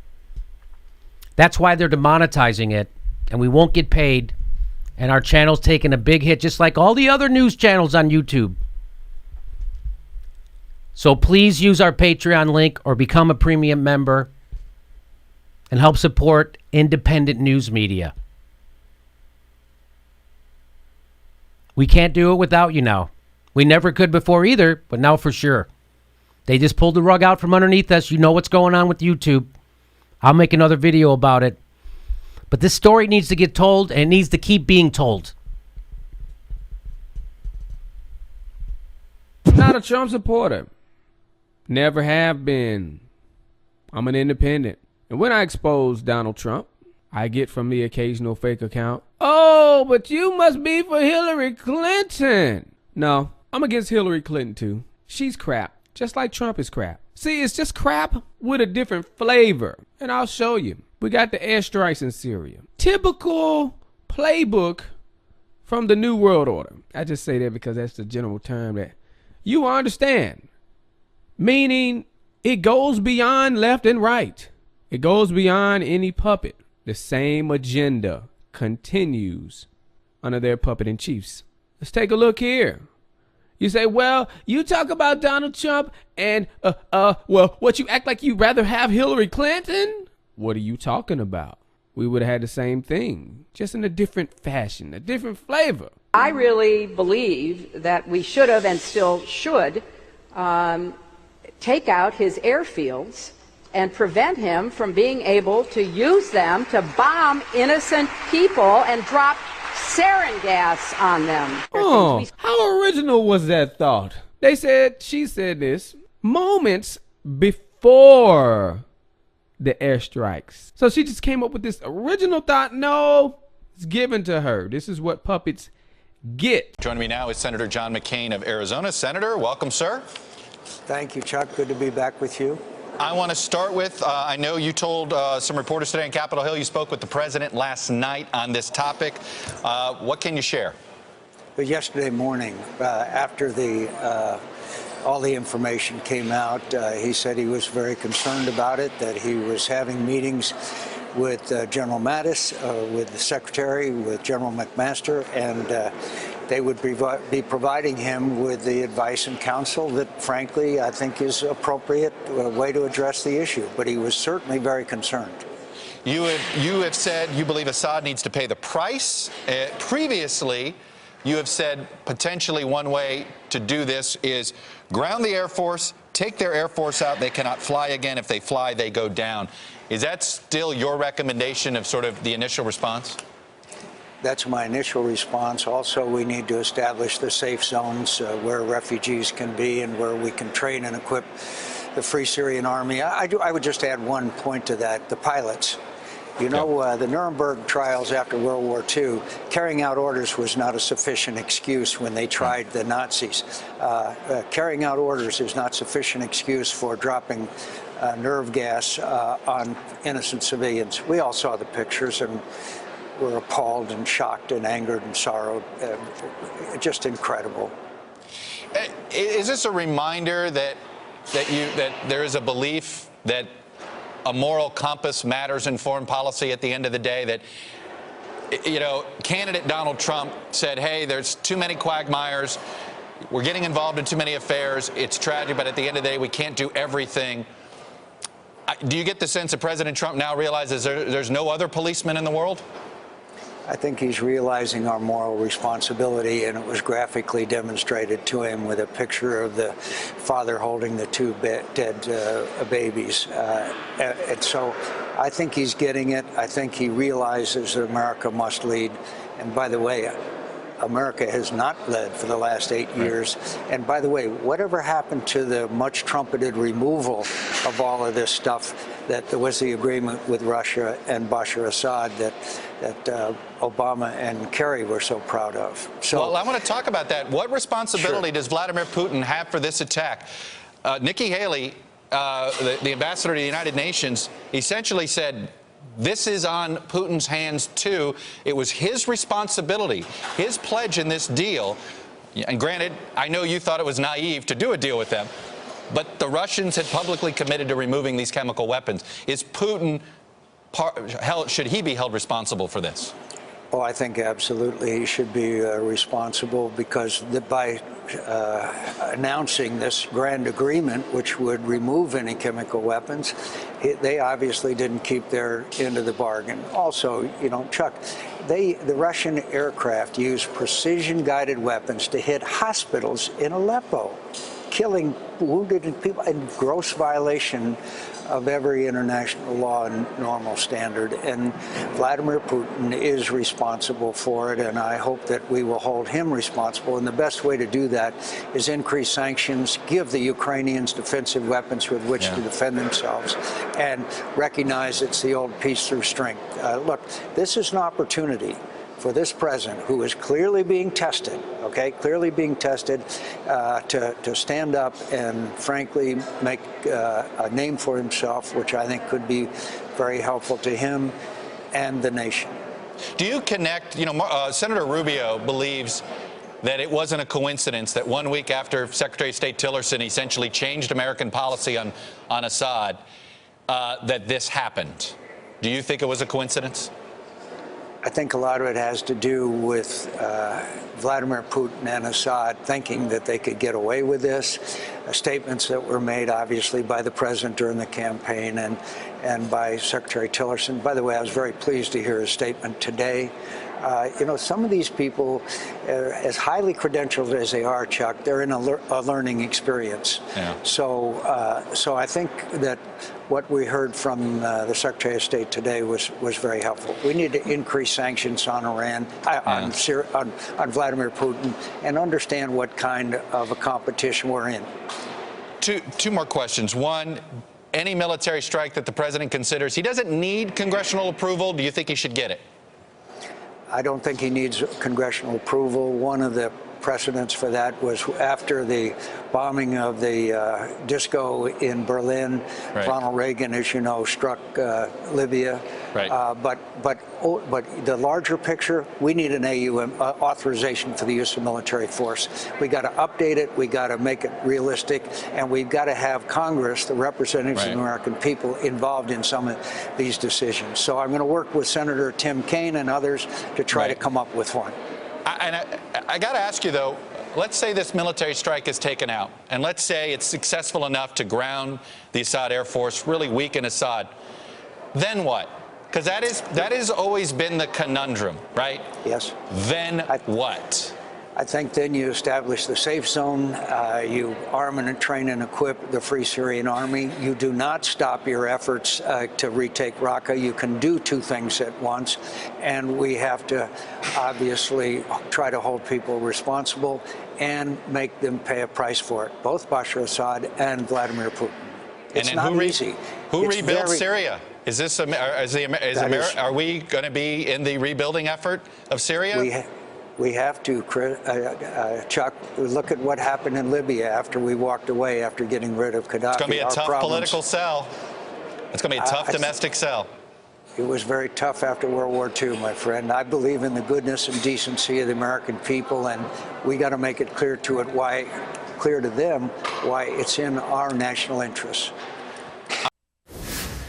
We're guided by the lessons of history and a desire to promote stability all over, and strength in our land. This destructive cycle of intervention and chaos must finally, folks, come to an end.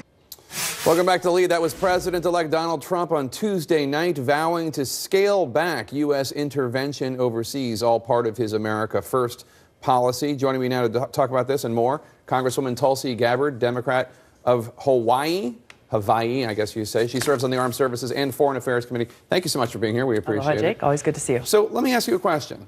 Do you agree with Donald Trump's vision of America First when it comes to foreign policy? I'm glad to hear him talking about ending our country's interventionist regime change war policies. As you know, this is something that I've been talking about for years, that we need to stop the destruction that's been caused by our country continuously getting involved in these counterproductive regime change wars that not only end up strengthening our enemy in groups like ISIS and Al-Qaeda, but they actually end up causing more suffering for the people in these countries where we are intervening, as in Syria now. I know you feel that way about Syria and Libya and Iraq. Do you feel that way about Afghanistan? Afghanistan is a little bit of a different situation, Right, okay. but yes, essentially. You met with Donald Trump 2 weeks after he was elected. There was some speculation that he might offer you a cabinet position or some sort of position. Were you hoping to work in the Trump administration? I love my job. The people of Hawaii chose to rehire me again in November, and I look forward to continuing to work for them. My goal in going there, in receiving the invitation to speak to President-elect Trump, was to speak specifically about the situation in Syria, the dangerous consequences of escalating the regime change war that the United States is fueling there, along with countries like Saudi Arabia and Qatar and Turkey, escalating that through a so-called no-fly zone or safe zone, and urging him to end our regime change war there, to stop funding, both directly and indirectly, groups that are working with Al-Qaeda and ISIS, and to stop funneling those dollars and weapons and other assistance through these other countries like Saudi Arabia, who are directly supporting these terrorist groups, who are supposed to be our enemy, who we're supposed to be fighting to defeat. And tell me about legislation. You have a bill that you introduced today that would address loopholes you say have allowed American taxpayer dollars to fund terror groups such as Al-Qaeda and ISIS in Syria. Are you really suggesting that the U.S. government is funding these terrorist groups? I'm not only suggesting it. This is the reality that we're living in. And not directly, most though. Americans, you know, if you or I were to go and provide money, weapons, or support or whatever to a group like Al-Qaeda or ISIS, we would immediately be thrown in jail. However, the U.S. government has been providing money, weapons, intel assistance, and other types of support through the CIA directly to these groups that are working with and are affiliated with Al-Qaeda and ISIS. So you're saying the CIA is giving money to groups in Syria, and those groups are working with al-Nusra and ISIS? There have been numerous reports from the New York Times to the Wall Street Journal and other news outlets who have declared that these rebel groups have formed these battlefield alliances with Al-Qaeda, that essentially these Al-Qaeda groups are in charge of every single rebel group on the ground fighting in Syria to overthrow the Syrian government. Now, the U.S. government says that they vet the groups that they give money to very, very closely, and that you're wrong. There are not alliances between groups that the American taxpayers fund and these other groups. Obviously, they all are fighting Assad. I beg to differ. Evidence has shown time and time again that that is not the case, that we are both directly and indirectly supporting these groups who are allied with, are partnered with al-Qaeda and ISIS in working to overthrow the Syrian government of Assad. And we've also been providing that support through countries like Saudi Arabia, Turkey, and Qatar to do that. Quickly before you go, I know that some of your colleagues, Democrats, have expressed concern about too many retired generals being in the Trump cabinet. You have the National Security Advisor, General Flynn, and then also he's talked about General Mattis and General Kelly at the Pentagon and Homeland Security. Do you share their concerns, or do you disagree? I don't share their concerns. In fact, as a veteran and as someone who's still serving in the Hawaii Army National Guard, I find it pretty offensive for people to outright discriminate against veterans. Here you have generals who have literally spent their whole lives serving our country, putting service before self, putting their lives on the line to defend democracy. And yet people are criticizing them and discriminating against them, saying just because you served as a general previously, you are disqualified from serving in a high position of leadership in our government. These people arguably have put far more on the line and are far more deeply personally committed to upholding and protecting our democracy than their critics. Let's talk about this chemical attack. You tweeted about the attack, and I'll put it up on the screen. You tweeted this: whoever is found responsible, be it the Syrian government, al-Qaeda, or ISIS, all have access to chemical weapons, must be held accountable. Who do you believe is responsible for that chemical attack that killed so many civilians, including so many children? Here's the issue, Wolf, is what I believe, what you believe, or others believe is irrelevant. What matters here is the evidence and the facts. If President Assad is found to be responsible after an independent investigation for these horrific chemical weapons attacks, I'll be the first one to denounce him, to call him a war criminal, and to call for his prosecution, the International Criminal Court. Make sure that those consequences are there. But the key is now, with President Trump's reckless military strikes last night, it flew directly in the face of the action that the UN was working on at that time to launch an independent investigation, to find out exactly what the facts are, who was involved and who was responsible, so that the appropriate consequences could be levied. So, Congresswoman, when the Pentagon says it was the Syrian regime of Bashar al-Assad who was responsible, when the Secretary of State says that, the President says that, they all conclude that they have the evidence to back it up. They say Assad did it, his military did it. You don't believe them necessarily. Well, last time I checked, Wolf, Congress had the authority and the responsibility for declaring war, for authorizing the use of military force. So whether the President or the Pentagon or the Secretary of State says that they have the evidence, the fact remains that they have not brought that evidence before Congress. They have not brought that evidence before the American people, and they have not sought authorization from Congress to launch this military attack on another country. The fact is that the United States has been waging this war, this regime change war now for years, covertly through the CIA to overthrow the Syrian government. The result of this has been the suffering of the Syrian people, hundreds of thousands of people dead, millions of refugees, and the strengthening of terrorist groups in Syria, like al-Qaeda and ISIS, whose goal is to overthrow the Syrian government. So this escalation that President Trump took yesterday in launching this military attack continues this illegal, unconstitutional war. So, Congresswoman, are you saying when General Mattis, the Secretary of Defense, or General McMaster, the President's National Security Advisor, come to the President and they say, here's the evidence, we now know for sure that the Syrian regime did this, here are the various military options to respond, and he gives the okay, you say you have doubts about these generals providing that kind of proof to the President? Well, Wolf, I remind you about what happened before we launched an invasion and occupation of Iraq. Then Colin Powell and many others within the administration came to Congress and came to the UN claiming they had the evidence proving that Saddam Hussein had weapons of mass destruction. We launched a completely destructive, counterproductive war based on that intelligence, which has now, years later, proven to be wrong. We had leaders in Congress then who questioned that evidence that was presented and voted against that war because they were not convinced by the administration, then saying that they had the proof necessary to launch this war. So yes, I'm skeptical because we have to take at a premium the cost of these wars, not only on the Syrian people and the people in the Middle East, but the cost of these wars here in the United States at a time where, you know, we don't have money to build the roads that we need here in Hawaii or in other parts of the country. Why should we just blindly follow this escalation of a counterproductive regime change war, sending American taxpayer dollars on these failed regime change wars that we've seen too often in Iraq, in Libya, and now continuing in Syria? Because the Pentagon says they have radar tracking that shows that Syrian regime planes were in the air at the time of this attack. They also say they have heat signatures showing that those planes dropped those chemical bombs in those areas where the civilians were exposed to that kind of nerve agent. But what I hear you saying is you don't necessarily buy that. Well, once again, Wolf, all I'm saying is that we have an executive branch of government and a legislative branch of government, and we need to see the evidence. Congress and the American people need to see and analyze this evidence and then make a decision based on that whether or not an authorization of U.S. military force is necessary. And what I'm telling you is that that hasn't happened.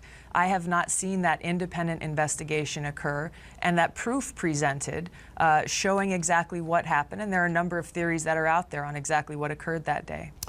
You met with President Bashar al-Assad in Damascus this past January, just a little while ago. Do you doubt, Congresswoman, that he's capable of launching a chemical attack on his own citizens? Because the Obama administration said he did it back several times in 2013 until the Russians came in and said they would try to destroy all of his chemical weapons stockpiles. Yeah, again, this isn't about what I believe or what I doubt. What matters the most here are the facts. The American people deserve to see and know of the evidence and the facts before authorizing the continuation of this destructive, counterproductive, illegal regime change war. Our interest, Wolf, must be on bringing about peace. That if we truly care and are compassionate for the Syrian people, these children and women and innocent people who are being most impacted by this war, we need to end this destructive regime change war, not escalate it as the president has just done through his illegal military strike launched last night. Why did you meet, Congresswoman, with President Bashar al-Assad? You know, you got a lot of criticism for going to Damascus and meeting with him. Why did you decide to meet with him?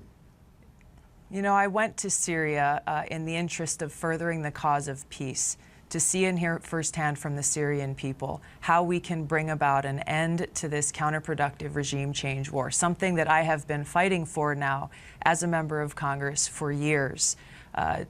Whether we like it or not, President Assad remains the president of Syria, and in order to determine a negotiated outcome to end this regime change war that again has cost hundreds of thousands of lives and millions of refugees, he has a part to play in bringing about that negotiated outcome.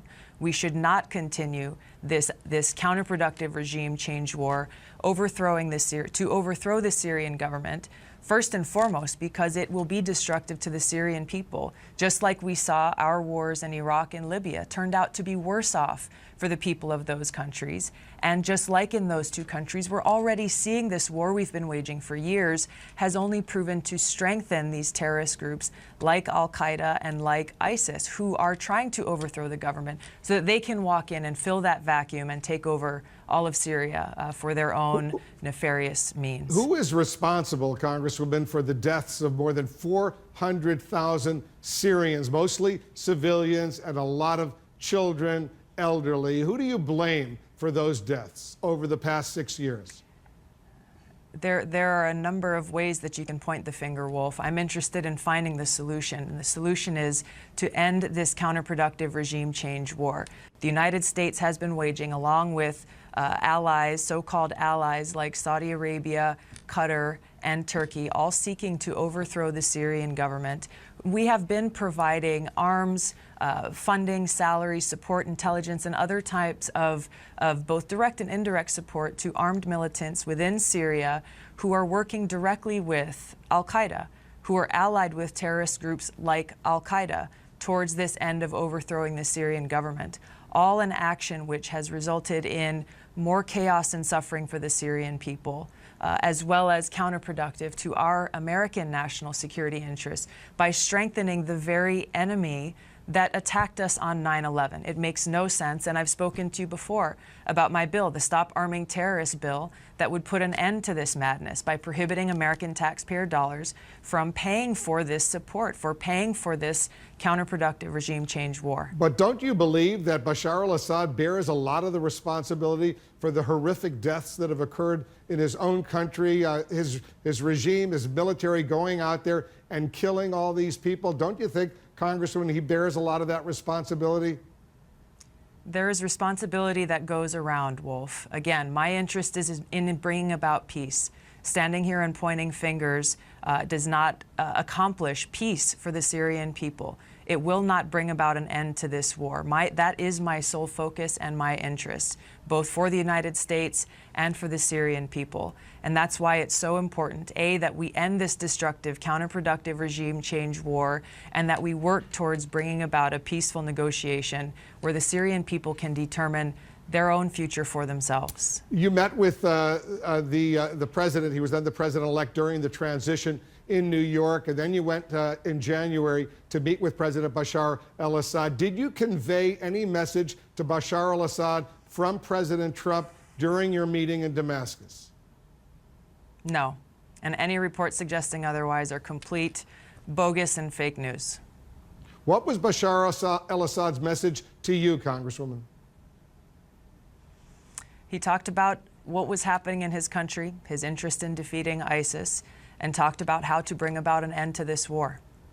Do you have any regrets about going? Because you faced a lot of criticism, as I pointed out, since then. You know, Wolf, I've never made decisions based on fear of what might people think or what might be politically advantageous for me. As a veteran, I have seen the cost of these wars, experienced them firsthand, seen the human cost in friends of mine who did not come home from the war in Iraq. I went to Congress promising my constituents, my fellow veterans and brothers and sisters in uniform that I would do all I could to prevent our country from making these kinds of disastrous and destructive mistakes again in the future. I went to Syria with the focus and mission on peace, how we can bring about an end to this destructive regime change war, and I'm continuing that fight today. We want to bring in Gordon Chang to assess the situation. He is the author of The Coming Collapse of China. And Gordon, good to have you on the program. Thanks very much for joining us. Your reaction to these strikes against Syria, done, interestingly, while the president of China is having dinner with Donald Trump.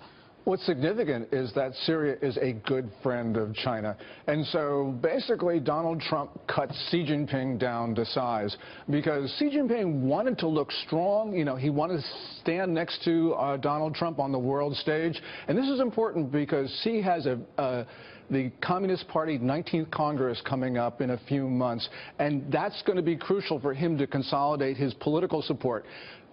Trump just sort of wrecked that, I think, for him. Fascinating, Leah. You know, big topics on the table are going to be, of course, trade with China, North Korea, the situation on the peninsula, and needing China to help put pressure on North Korea because they're their biggest trading Right. partner in order to try to stop the development of nuclear weapons, and then, of course, the Chinese action in the South China Sea.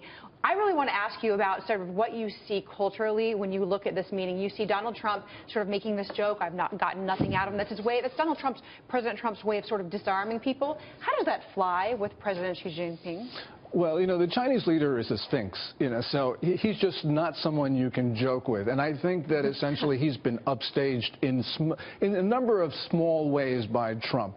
And the Chinese Twitter sphere has sort of taken up on that, as they noticed, for instance, that Trump's handshake was not as strong, was not as friendly. There are all these things that people in China are watching. And that's why Xi Jinping is very concerned about the televised images that go back into China from Florida. Wow. So how does this change the president of China's response to this now? I mean, there was a joke, there was the missile strike. I mean, does he go back and say we need to reassess how we're going to deal with the United States? I think so, because they sort of felt that the U.S. was in terminal decline. The Chinese have been pretty dismissive of the U.S. across the board. China has virtually total control over North Korea, but they say they don't. because they want to tweak us. Look at our president. They wouldn't even give him stairs to come out of Air Force One. Okay? All right? And they probably say on that, gee, we couldn't get him there, you know. When I saw that yesterday, did everybody see that? Where he couldn't get off the plane? So he had to get off on the kind that dropped down, but that's really meant for the crew. That's so that when they fix the plane, they go up on those stairs. The whole thing is just, it's insane. You know, it's interesting with the president, because I saw that yesterday with the stairs. He went to Saudi Arabia and the top people didn't greet him, right? He went to Cuba and Castro, the brother, was not there to greet him. And I said to myself, you know, if that happened, I'd land, I'd hear he's not there to pay respect to the country, not to him, to pay respect to our country. I would say, thank you very much, fellas, that's okay, close it up, boom, let's go back to Washington. I would. Let's go back to Washington. The Chinese have been pretty dismissive of the U.S. across the board, especially the Chinese People's Liberation Army. They have been giving the U.S. Navy and the U.S. Air Force really difficult time in China's peripheral waters. There have been dangerous intercepts. They've been telling us to leave. And so all of this stuff has played into this narrative of the U.S. is just on its way out of Asia. That changed at 8:45 last night with that act of political will. That's not the end of the story, of course, because there's so many things that have to go on between the U.S. and China, but what we have really tried to do is change the narrative. Wow. The danger is the crazy neocons and warmongers that have led us into all these wars and destabilized the world, and the lapdog media and the control left that goes along with it.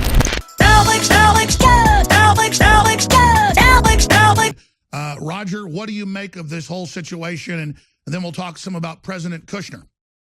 Well, Alex, as you said, I think it's exceedingly complex, and I think it has to be viewed on several levels. First, let's look at it just from a political point of view. This has one immediate and obvious effect. The idea that Donald Trump is soft on the Russians because of collusion between his campaign and the Russians is now blown to smithereens. If he's soft on the Russians, why is he bombing their closest ally and the regime that they are propping up? Well, let's be clear. A base with Russians on it, 2 hours notice to get off of it. Exactly. So it has probably that beneficial effect with the electorate. I noticed this morning reporters I speak to far less interested in the whole phony question of Russian collusion. Interesting.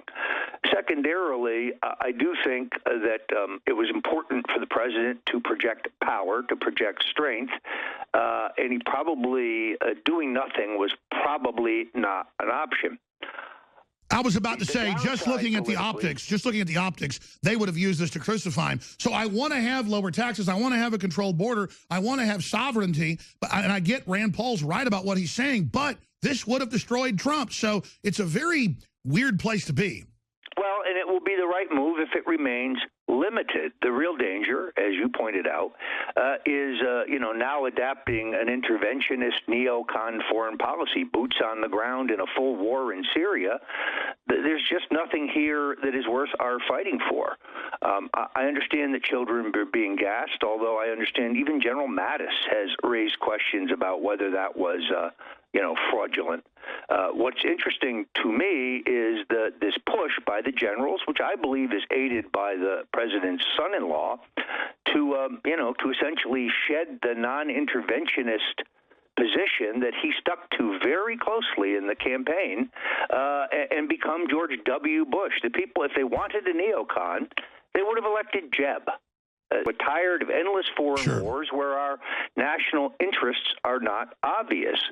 In the case of Assad, he is propped up by the Russians. He's financing Hamas and Hezbollah.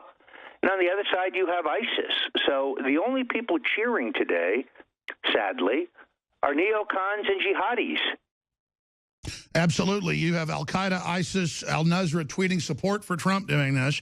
My greatest concern, in all honesty, Alex, is that watching the Silicon Valley barons whining and dining Jared and Ivanka, the Google people, the Facebook people, those who are seeking to choke InfoWars and Stone Cold Truth and Breitbart News and Daily Caller and all the other. That's right. While the very support system of the Republic is under admitted Democratic Party, George Soros, David Brock, admitted they say they want to shut down, admitted they want to end free speech, admitted they're trying to police China by showing them they can censor here. Outrageous. And Trump is on autopilot while Obama's stay-behind network, Ministry of Truth at the State Department openly testifies in Congress that we're Russian agents and that we should be shut up. I mean, this exactly. And remember, day one, when Obama signed that bill, I said, this is going to be our biggest bane, Roger. I mean, I'm not bragging, but did I not tell you we've got to tell Trump, we've got to hammer him on this? I remember that day. You told me, well, this is the National Censorship Board. Here it is. And that's exactly what has transpired. My point, of course, is if there's anyone on the face of the planet who should understand this, it would be Steve Bannon, because he comes out of Breitbart News. I don't think that Jared understands that if these censorship initiatives go forward, the chances of the president's reelection are zero. Zero. Kushner? We are going to restore the mainstream media monopoly on the dissemination of political information. Trump could not have won without a free and vibrant net. Trump could not have won without Infowars.com. Trump could not have won without Breitbart, Daily Caller. And the enemy knows that. The enemy knows that. They've written thousands and thousands of articles admitting, and then you get leaks where they're saying, oh, we got Roger Stone banned off TV. Oh, we cut out the MVP. Soros give us more money. I mean, they are literally trying to destroy us. YouTube, this is the hard bastard with some fake news to look out for. There's a lot of shit right now being talked about Steve Bannon. I would say if Bannon leaves the Trump administration, that is a very bad sign. However, what is being reported about him is a bit of bullshit. We had Politico yesterday, that is the 5th, say that Bannon was ousted from National Security Council. So you would think that this would mean that he was removed from the National Security Council, right? Okay, well, let's watch. The Trump administration initially faced a bipartisan wave of complaints over a political official serving in a national security role. White House Chief Strategist Steve Bannon has been removed from an important seat on the National Security Council. A posting that had stirred controversy for placing one of President Donald Trump's top political hands in a key national security position. The change represents the first real diminution? What? Diminution, I believe, of authority for Bannon, who has been cast as an all-powerful whisperer to Trump by the legacy media, by the way, in the administration's first 75 days, mocked by his critics as President Bannon. In recent weeks, Jared Kushner, Trump's son-in-law and senior advisor, has asked searching questions, sometimes for hours, of inside and outside advisors about the White House's performance and complained about Bannon in particular, according to people who have spoken with Kushner. Kushner, a one-time New York Democrat, and Bannon, a hard-right nationalist, have clashed as Kushner has told people that Bannon's desire to deconstruct the government is hurting the president. A day later, ladies and gentlemen, a day later, Trump top advisor Steve Bannon attends NSC meeting one day after being, quote, removed. One day after what was demonstrably one of the most covered stories by the media focused on the removal of Steve Bannon, President Trump's top advisor, from the National Security Council. He attended a council meeting, the Washington Examiner reported on Thursday. White House Chief Strategist Steve Bannon has attended the first meeting of the National Security Council after he was removed from the Principals Committee Wednesday, the Examiner story said. Now, what's the Examiner saying? He was removed from the Principals Committee. Despite the headline about Bannon's removal, most media outlets included the fact that the change on the council only meant Bannon was no longer a permanent member on the council, but that he retained top security clearance and could attend council meetings. If you are in the meeting, do you not have a seat? Bannon is still permitted to go to NSC meetings, Fox News reported on Wednesday. CNBC reported that Bannon could attend council meetings by invitation of the president or H.R. McMaster, Trump's national security advisor. He is one of the president's closest and most trusted advisors, a White House source told CNBC when asked why Bannon attended. I wonder also if one of the reasons you're seeing all this shit about Kushner versus Bannon is because, I mean, you remember previously, what was it, a couple months ago where they tried to put Priebus and Bannon against each other? Now they're trying to put Bannon and Kushner against each other. With that said, there are a lot of Trump supporters that don't like Kushner and want him fired. That's never going to happen, I would say. I'm not saying you're wrong. I'm just saying that Trump's never going to fire Kushner. But what is most important, without question, Bannon has to stay on. If Bannon is removed from Trump's administration, that is a bad sign for Trump supporters and for people who are more America first. But that hasn't happened. Here's another interesting article. It's a total lie, says Steve Bannon, following reports he threatened to quit over National Security Council demotion, as he insists there is zero chance he is going anywhere. So I'd say it's important to hold him to these words because, like I said, if he is removed from the administration, that is a bad sign. That hasn't happened, and just like when there was 2 instances of this right when the Trump transition took over, where the legacy media completely made up fake news stories about the transition and what Trump was doing. It's the same deal with the Steve Bannon story in regards to the NSC. Donald Trump, I believe, is somebody who kind of understands things at a very raw basis, a very base basis. I don't think he's the smartest man in the world, but I think he's extremely smart. Now, a lot of Trump supporters have chalked this amazing sea change in American opinion up to some grand intellectual chess game. Donald Trump is playing 67th dimensional underwater backgammon. He's some kind of time traveler. Donald Trump is the reincarnation of George Patton, and his father has Nikola Tesla's time travel inventions. But the honest truth is that none of this is because of Donald Trump's incredible wit, and believe me, Donald Trump is an intelligent man. This is because of the endless hyperbole of the left. And you don't have to be real smart. You know what I mean? You don't have to. I mean, not everybody who's won a boxing match was the best boxer in the world. It depends upon your opponent at that given time. You may not be Sugar Ray Robinson, but you were good enough to beat some guy, and that's it. Somebody's going to win the Masters this year, and he may not be the greatest golfer of all time, but at that moment, he was it. And he has beaten everybody, and he came along, and somebody somewhere saw what he was doing and jumped behind him, but for whatever it was worth, he did a 180 in the history of 180s that is the most profound. And somebody either told him, look, either an overt threat, you don't want to mess with us. Dig? Just go back in history. I'll let you review history and look what happens to recalcitrant presidents. You can do that. Or somebody may just say to him, listen, you don't understand it. Now that you're in power, that was nice. But just like Obama found. I remember when Obama ran, Obama was fantastic. Obama, the candidate, the first time he ran, I thought, this is the greatest thing in the world. I love this. He's against signing statements. He's against, and then once he got in, he saw the light, and he said, okay. And then he didn't recognize him anymore. Maybe that's what happened. I don't know. It's not our job to figure out exactly the theory, but who scared whom and what happened to Bannon was Bannon. I mean, you know, it's. I think it's so multi-leveled and so deep and so situational that we can just. It's like standing outside of an arena or a stadium, hearing the noise and trying to guess the score. Good luck. It's not your job, not my job to figure out what happened. All I know is that's where we are right now. And the interesting part about this is that the deep state, shadow government, Wall Street, military, they love instability. They want complete and total chaos. Then you got the pipeline folks. I've talked about that a million times. The one who want to take the pipeline and basically make a little turn from Syria up through Turkey and then over to Europe, bypassing Russia altogether.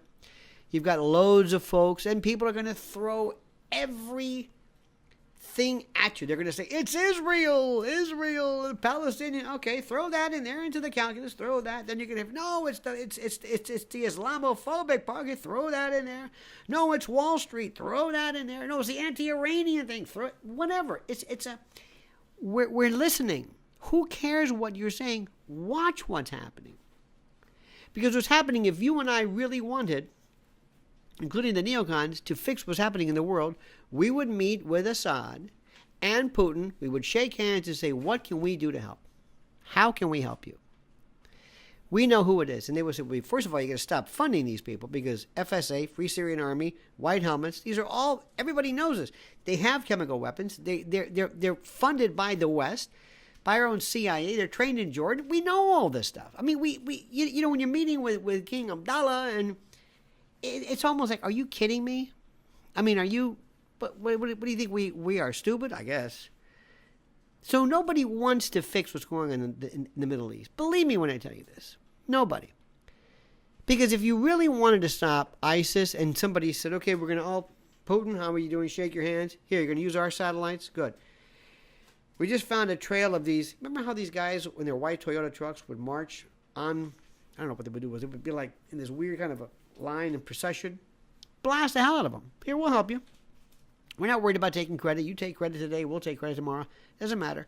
If there was real international cooperation, you would demoralize these people. Because they're poor, they're stupid, they're Wahhabis. We'd also go after Saudi Arabia. But the problem is, let me just stop. Nobody wants to fix this. This is too profitable. Because when there's chaos, there's money. Nobody wants there to be anything remotely in terms of free. So, I want you to look down at your instrument panel, whether it's Trump or whatever. I'm looking, I'm saying, wow, this iteration of, because it was Bush, and then Obama, and then maybe Hillary. Obama never even got near Syria. So I don't even know if I should applaud him for that, or maybe, I don't know. Nothing's changed. That's our American foreign policy. That's it. And whether, I do not believe, I'm sorry, that this is clearly President Trump's doing, because in 2013, he was against this. And look who's against it. Let me just leave you with this. Marine Le Pen, Nigel Farage, Michael Savage, Ann Coulter, Milo is against this, Chernobyl, all these people who are the hard right, alt-right. This is folly. This is nonsense. Rand Paul. And you've got the people who are bedful. You have the Trump acolytes, and you have the left, including Brian Williams, who thinks this is beautiful, and Jake Tapper, who doesn't know where he is, and the poor Rachel Maddow. Rachel, am I number one? What? I gotta like Trump now. Alec Baldwin's thinking out, now do I do, because he's now he's making the O'Reilly imitation. That's great, Alec. You are beyond Von Meter. You are not, but still, knock yourself out. Even he doesn't know. Nobody knows. Huffington Post, Daily Kos are going, what the hell's going on here? Who's the bad guy? In conclusion, my friend, there are no bad guys. This is a play you're watching. Don't yell at the actor. Don't yell at the actor, whether it's Ralph Richardson or Larry Olivier or Gielgud. Go to Billy Shakespeare. He wrote it. This is a script that has been written, and I've been saying this forever, in 25-year increments, and the latest iteration of the actor is Donald Trump. So don't get too mad at him. He's following orders. You got it? Good. I hope this confuses you.